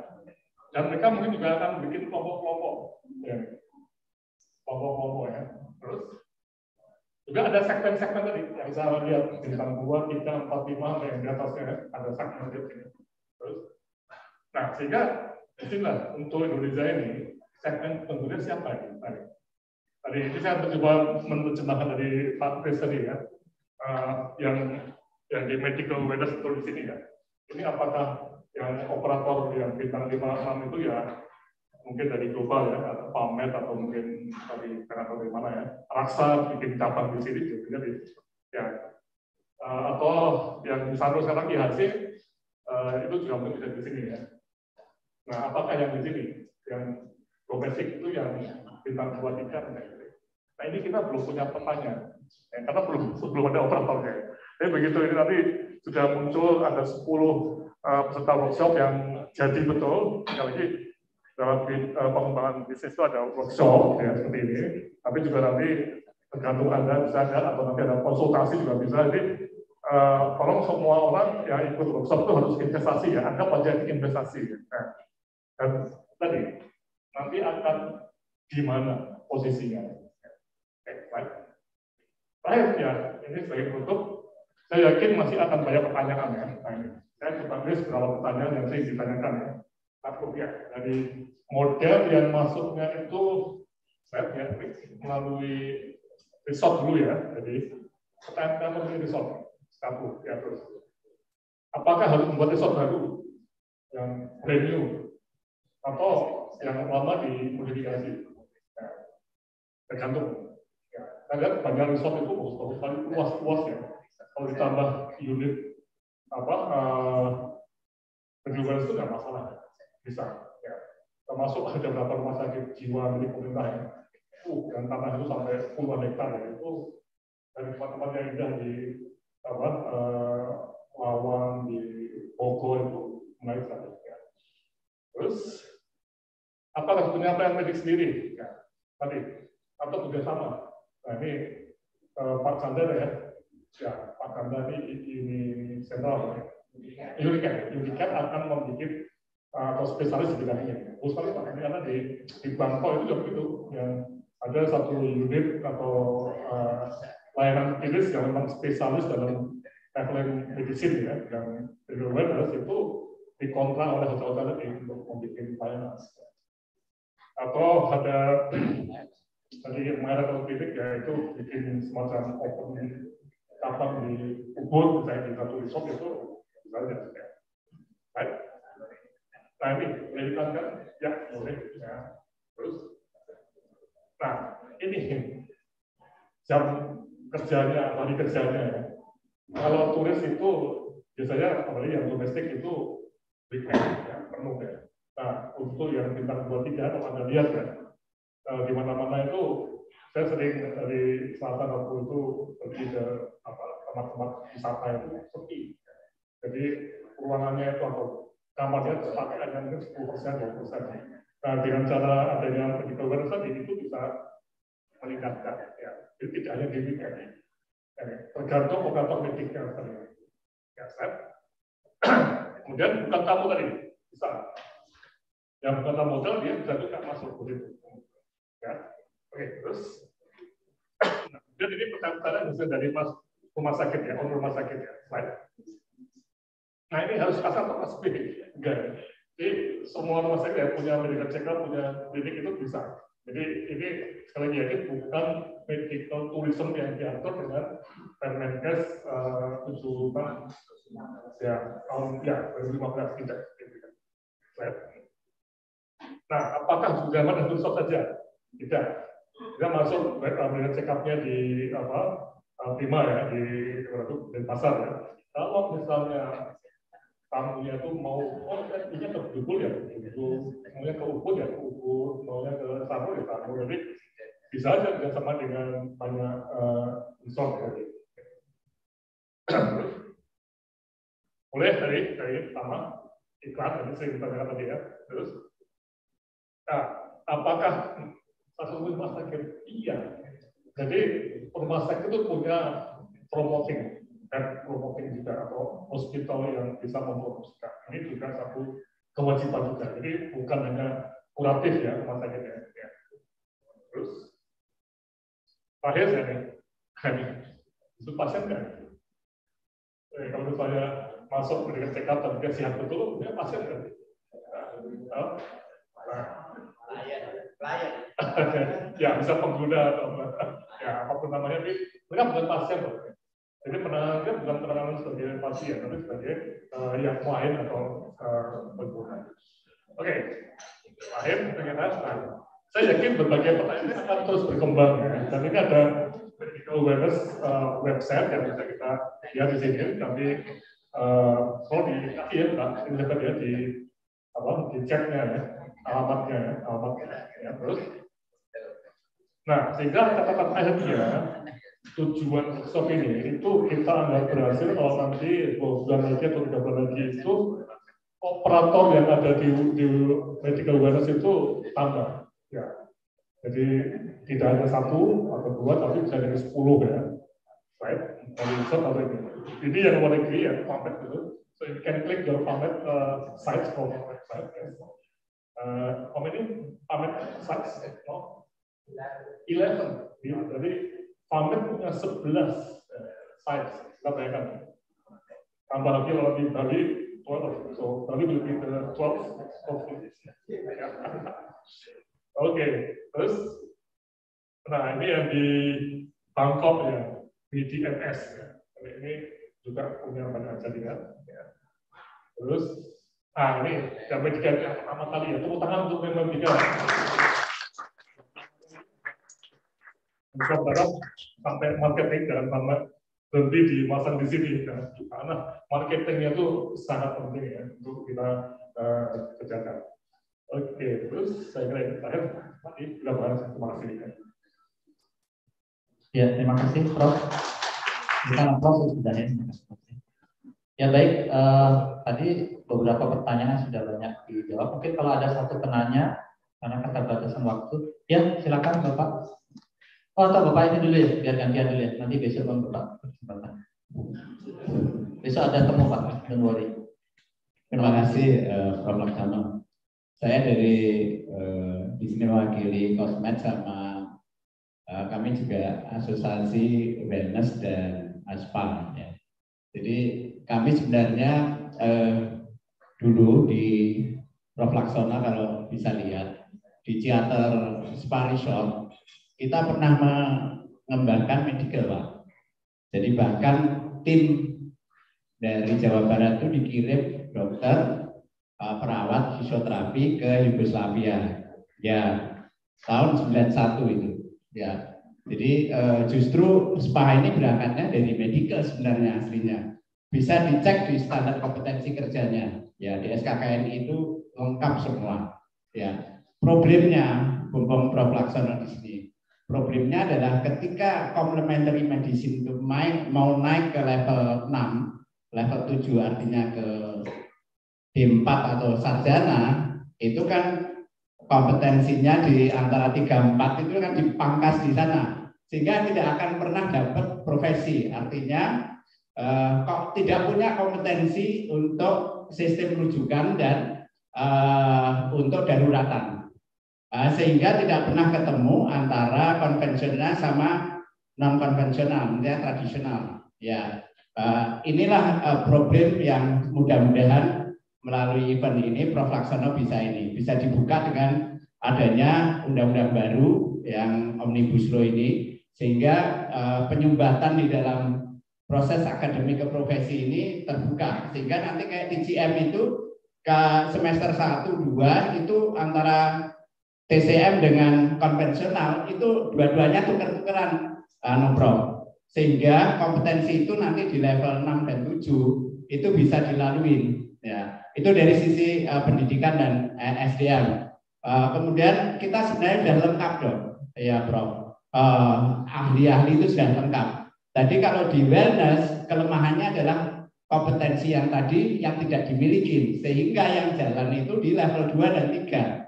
Artinya dia pelaksana, ya. Sedangkan di teman-teman di konvensional fokus di kuratif.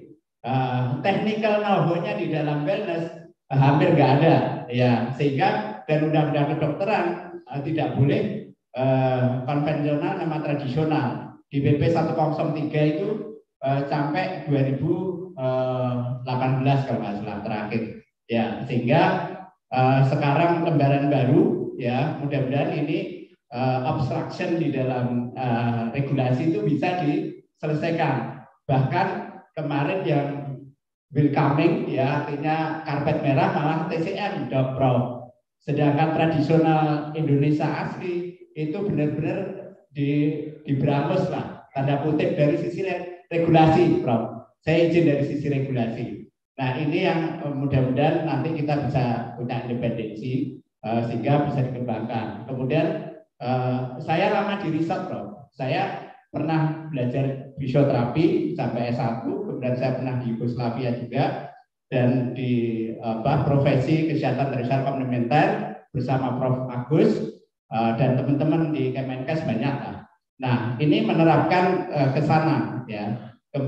Mohon ini nanti seperti tadi, ya, sebenarnya di riset bisa dikembangkan, Prof. SDM-nya saya jamin lengkap, ya. Cuma yang perlu dikolaborasikan antara teman-teman di medical, ya, artinya konvensional dengan tradisional untuk supaya ada jembatan integrasi. Cukup itu aja, jembatan integrasi yang membolehkan dua-duanya berjalan. Kemudian dari kelemahan di wellness, aspek screening, ya, preventif, promotif itu hampir tidak ada screening. Padahal potensial preventif untuk secondary preventif itu justru di kekuatan di screening, di anamnesis dan pemeriksaan baik objektif maupun subjektif. Ya, di sini tidak terjadi di wellness. Nah, ketika ini dikombin kolaborasi itu menjadi pendekatan yang bagus. Kemudian yang kedua adalah, Prof, kalau di wellness itu aspek bangunan, arsitek, aspek pelayanan itu servisnya sangat utama, ya. Sehingga kalau di rumah sakit, di teman-teman konvensional, karena saya pernah dinas di rumah sakit juga, ya, itu services kurang sekali, weak lah. Tapi kalau di teman-teman hospitality itu services sangat bagus. Nah, ini tinggal dikombin. Nah, jadi masukan saya di riset lebih baik dikembangkan ke wellness daripada di rumah sakit. Karena kalau di rumah sakit mindset orang kita, rumah sakit adalah orang untuk kuratif, rehabilitatif dan paliatif. Dan kalaupun satu building itu different front office, ya, walaupun satu building itu different alur pelayanannya. Karena ketika orang promotif preventif tujuannya relaksasi, revitalisasi, rejuvenasi, resiliensi, itu tidak akan pernah mau digabung dengan untuk paliatif ataupun rehabilitatif. Misalnya post stroke gitu, CVA gitu. Orang kena paresis atau hemiplegi gitu, menyatu dengan orang yang mau cuma lulur masker, masas, dia kan nggak mau dicampur. Nah, ini PR kita di situ. Jadi nanti, tapi kalau dari aspek market itu sangat bagus, Prof. Ya, mungkin itu aja sharing. Jadi mohon. Kemudian satu lagi, Prof, di wellness itu menjadi teramputasi ketika muncul Undang-Undang Nomor 2 Tahun 2022 terkait Undang-Undang Pajak, Prof. Itu kena 40 sampai 75% di pasal 58, ya. Jadi ini Prof, yang menjadi masalah, sehingga nanti semua Pemda turunannya ke undang-undang tersebut. Ya, jadi contoh seperti ini ke depannya dengan Omnibus Law ini bisa ini. Kalau Gria Sehat aman, kalau KBLI-nya kan tergantung KBLI-nya. Tapi kalau nama SPA padahal itu juga wellness, Prof. Itu kena 45-75%. Mungkin itu yang sharing. Mohon Prof bisa ini ke depannya kita menjadi lembaran baru dengan undang-undang yang baru, undang-undang kesehatan yang baru cukup bagus, dan turunannya nanti di PP dan Permen wellness itu bisa direalisasikan. Saya yakin kalau teman-teman bisnis sudah bisa membaca, Prof. Cuma mohon regulasi konsisten dengan pendapat tadi sudah bagus sekali, membuka lembaran baru untuk wellness tourism ini. Mungkin itu, terima kasih, Prof. Didi, Pak Didi. Ya, dari Kosmet. Ya, nah ini banyak hal yang sangat penting, Pak. Saya juga diketahui. Yang pertama mengenai SDM, Pak. Nah, ini memang di Undang-Undang Kesehatan itu pendidikan seperti tadi. Apa yang kita bahas sekarang ini itu memang wellness dalam konteks ilmu yang modern tadi, Pak. Modern, konvensional modern yang dipelajari di FK atau di Poltekkes. Ya. Sehingga sertifikasinya itu melalui jalur FK dan Poltekkes, ya, atau Stikes tadi. Ini pertama, karena ini menjadi satu isu yang sangat penting, sertifikasi. Tapi juga wellness tadi juga ada yang tradisional atau alternatif. Ya. Ini juga diakui di Undang-Undang Kesehatan, ada juga. Tapi pelatihannya beda dengan di FK ataupun di Poltekkes tadi. Ada yang nakesat ada ya, nggak tahu ya. Kemudian untuk yang sifatnya yang import dari luar negeri itu juga ada aturannya. Tapi intinya medical wellness kita itu adalah yang saat ini kita bahas itu yang pakai ilmu konvensional modern barat ya. Nah, tapi dikombin dengan tradisional bisa. Kalau yang akan kedua ya, di bidang ini di jalur ini itu screening itu inti ya. Dan itu modelnya pakai diagnostik ya. Bisa model MCU yang lengkap atau mungkin yang tidak lengkap ya bisa aja ya.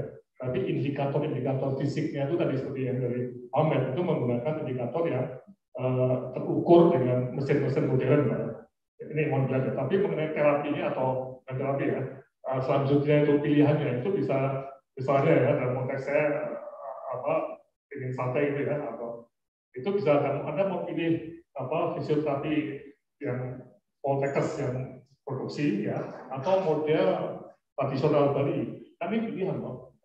Pilihan ini. Jadi, pokoknya bisa ada MCU-nya seperti ini ya. Ternyata gula darah Anda itu agak tinggi ya. Nah, ini ada resort yang memberikan balinis tradisional untuk intervensi, atau Anda mau masuk ke resort yang modern, itu pilihan. Dan dua-duanya juga bisa, atau punya lalu hukum. Bisa harus sepakat ya? Ya, ini. Nah, tapi ada tapi. Saya tanya di FK dan di Poltekkes, mereka belum siap Pak, untuk memberikan semacam notifikasi, karena juga posisi profesinya juga lambat Pak. Jadi, nah ini logikanya Pak. Itu kan dokter umum plus kompetensi tambahan Pak. Atau kalau perawat ya perawat plus kompetensi tambahan. Nah ini kompetensi tambahan ini belum ada, termasuk misalnya di dokter umum yang kecantikan Pak. Wah ini susah banget ya. Ini akhirnya apa? Dokter umum kita itu pergi ke Singapura sama Bangkok untuk mencari tambahan tadi. Karena di Indonesia itu nggak jelas. Dan teman-teman di spesialis itu juga nggak begitu support untuk ya ini saya kasih loh. Sehingga pelatihannya itu cari sendiri. Coba ditanya teman-teman dokter umum yang punya brevet atau kompetensi tambahan itu saya sekolahnya di Singapura, saya sekolahnya di Inggris atau sekolahnya di Bangkok. Nah, tapi kenapa kok tidak di FK Udayana misalnya? Ya karena nggak ada namanya tambahan oleh FK Udayana untuk dokter umum yang mau masuk ke kecantikan kulit misalnya, atau tadi mengurangi berat badan. Ini kan ilmiah harusnya kan bisa dokter umum plus tadi. Tapi ini belum. Makanya mohon supaya kita dibantu, karena ini banyak sekali penolakan. Saya pusing kalau pikir dengan teman-teman di beberapa tempat tadi. Kok mikirnya dirinya atau kelompoknya, Pak, bukan mikir bangsa, Pak. Ya, nah ini yang menjadi kunci. Termasuk ini, Pak, saya sekarang mental health, Pak. Itu boleh nggak psikolog itu masuk ke praktek itu? Boleh nggak? Nah ini, tapi ada psikolog klinis, Pak. Ya, dan dia praktek di resort-resort, Pak. Untuk berikan terapi psikologis tadi. Tapi ini ada nggak di ribuan resort di Bali seperti itu? Belum, karena fakultas psikologi juga belum pernah ngasih itu. Nah, tapi ada juga yang tradisional untuk mental health ya, itu juga ada. Kita lihat juga bingung ya, ini benar-benar bagus apa enggak? Nah, ini yang harus kita lihat. Oke, kemudian yang ketiga, Pak, ini masalah pajak. Ini menarik. Kalau kita tanya Pak Gubernur ya, tadi yang sudah meninggalkan jabatan, Pak Bupati, Pak Oscar ya. Ya, kemarin ya, lalu ya, yang membuka waktu itu ya, Pak Koso nggak happy dengan SPA. Jadi pajak itu tinggi, Pak. Sengaja Pak itu usaha, karena SPA itu nggak jelas juga. Ya, ini teman saya yang di awareness etnik itu bikin survei kecil-kecilan ya. Ternyata SPA di seminyak itu 80% itu ada posisi sosial. Jadi ini yang kedok. SPA itu bahaya sekali. Nah, ini Pak Oster ini. Nah, tapi, lain lagi, apa solusinya? Memang apakah awareness itu diganti dengan SPA? Enggak juga.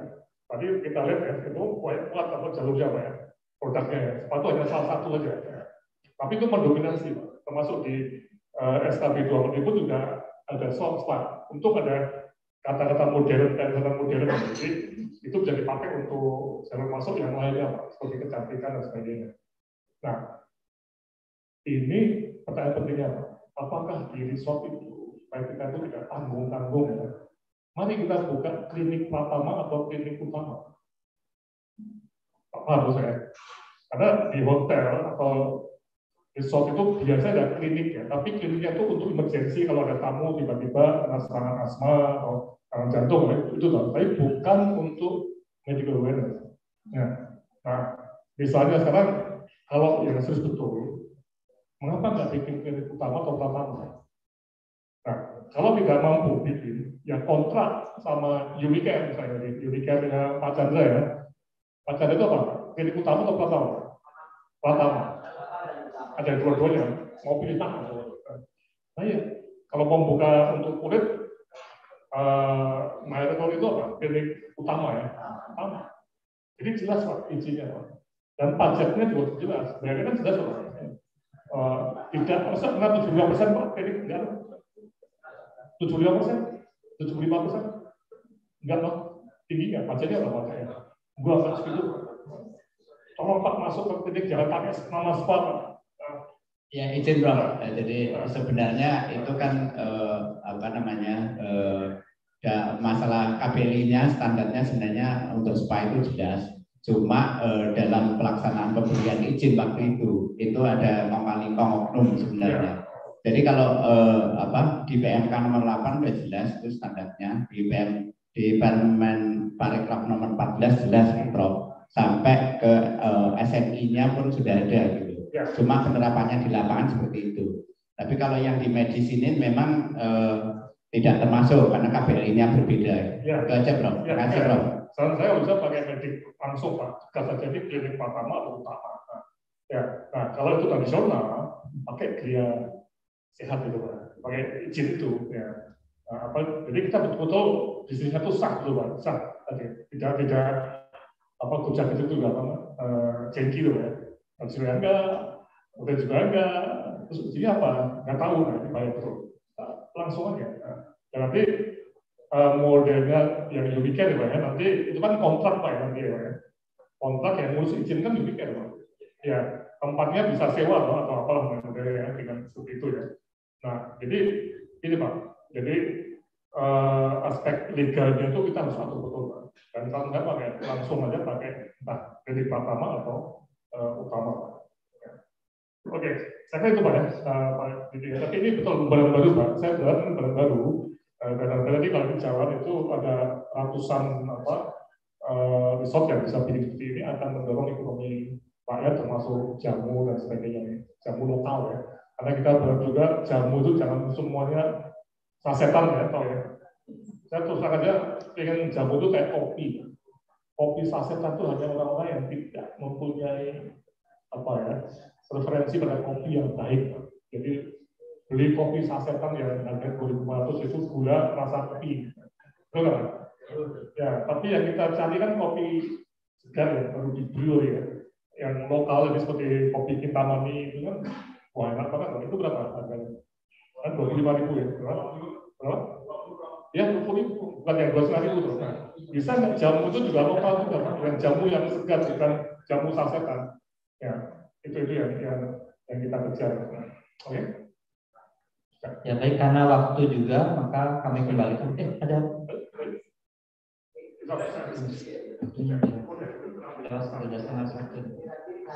Oh iya, betul. Ya mungkin saya mohon maaf Pak ya. Nanti bisa diberapa? Ya, kami kembalikan ke MC untuk selanjutnya. Terima kasih banyak Prof. Ya, sama-sama. Hadirin, acara selanjutnya adalah penyerahan sertifikat penghargaan kepada para narasumber dan juga moderator seminar pada hari ini. Kami mohon kepada Mr. Christopher untuk maju ke depan. So please come to in front of the stage. And then for the second, Profesor Dr. Laksono Trisnantoro MSc PhD, dan kepada moderator Dr. Made Indra Wijaya Mas PhD di TH.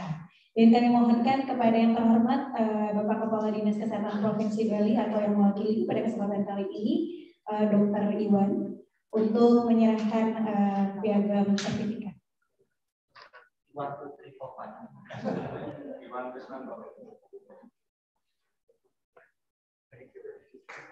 Ya, bertepuk tangan untuk Mr. Christopher, lalu Prof. Laksono sudah menjadi narasumber pada hari ini dan juga moderator kita. Ya. Baik, dilanjutkan ke sesi foto bersama mungkin. Turut mengundang Dr. Patra dan Ketua IAMARSI untuk juga ikut sesi foto bersama.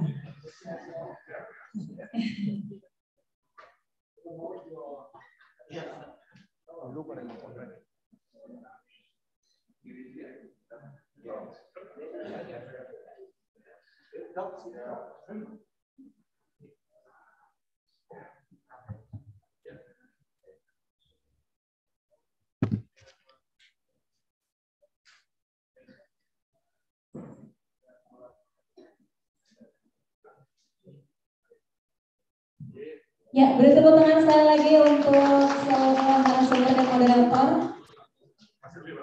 Kami mohonkan kepada Bapak Kepala Dinas Kesehatan Provinsi Bali atau yang mewakili pada kesempatan ini, Bapak Dr. KD Iwan Darmawan MPH untuk memberikan sambutan dan arahan untuk penguatan produk medical wellness. Kepada yang terhormat Bapak Dr. KD Iwan Darmawan, kami silakan. Terima kasih. MC yang bermotor, yang saya hormati Prof. Laksono sebagai staf khusus kesehatan, kemudian Ketua DPA, Ketua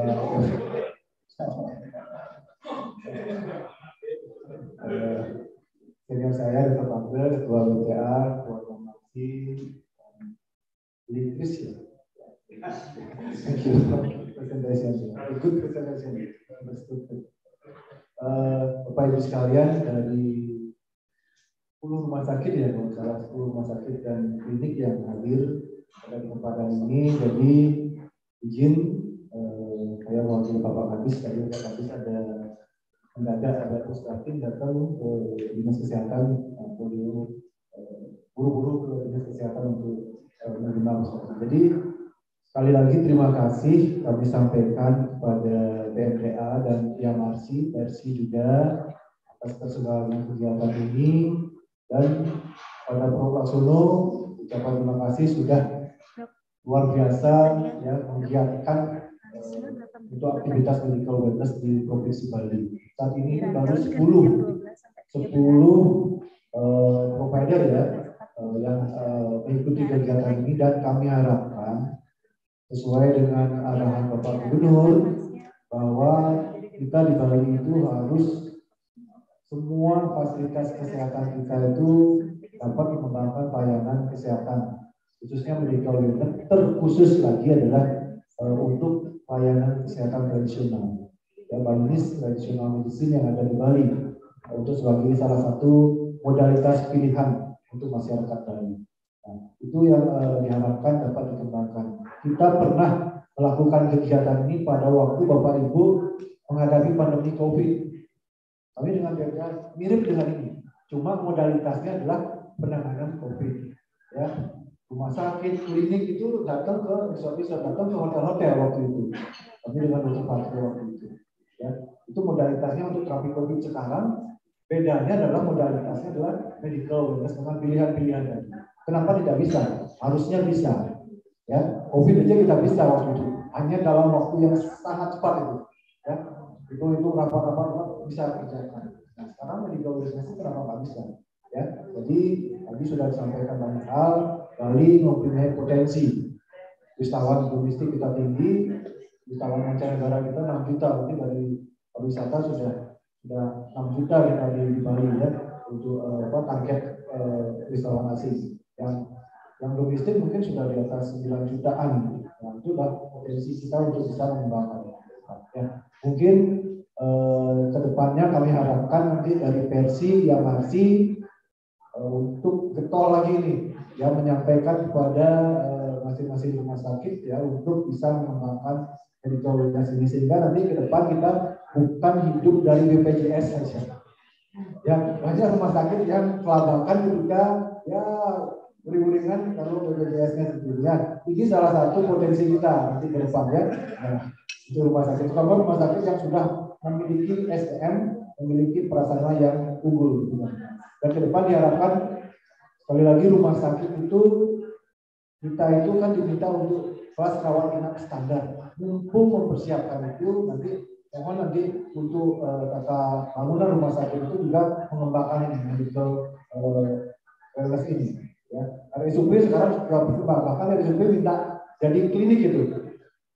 Yang rumah sakit murah itu, ya, yang dikembangkan STDK itu minta jadi klinik supaya itu tidak berbaur dengan rumah sakit yang konvensional. Nah, nanti ke depan ya aturan-aturan kita siap mendukung ya dari Dinas Kesehatan Provinsi, Kabupaten Kota, dan kita advokasi untuk ada Prof. Laksono di sini.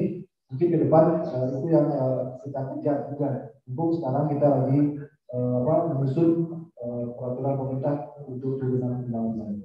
Mungkin itu yang dapat kami sampaikan. Sekali lagi terima kasih, dan kami harapkan semua Bapak Ibu bisa mengikuti acara ini dan seperti yang disampaikan Prof. Laksono, implementasinya bukan lagi teori-teori, tapi sudah berimplementasi.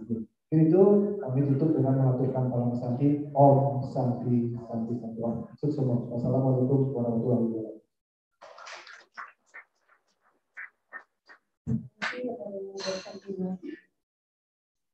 Baiklah hadirin yang kami hormati, maka demikianlah acara seminar internasional penyusunan bisnis plan untuk medical wellness. Sekali lagi mari kita beri tepuk tangan yang meriah untuk acara seminar pada hari ini. Terima kasih atas perhatiannya. Acara seminar kami tutup dengan makan siang. Baik hadirin disilakan untuk menikmati hidangan yang sudah disediakan di lobi meeting room. Selamat siang. Kami informasikan kepada hadirin bahwa acara akan dilanjutkan dengan workshop bisnis plan setelah acara makan siang. Diharapkan untuk kembali ke ruangan ini pada pukul 13.30 WITA. Sekali lagi kami informasikan kepada hadirin peserta seminar dan workshop untuk menikmati makan siang. Setelah itu berkumpul lagi di sini pada pukul 13.30 untuk kita selanjutnya melanjutkan ke sesi workshop. Terima kasih. Suaranya ditambahin workshopnya mulai jam 2 ya? Nah, ini udah jam 1.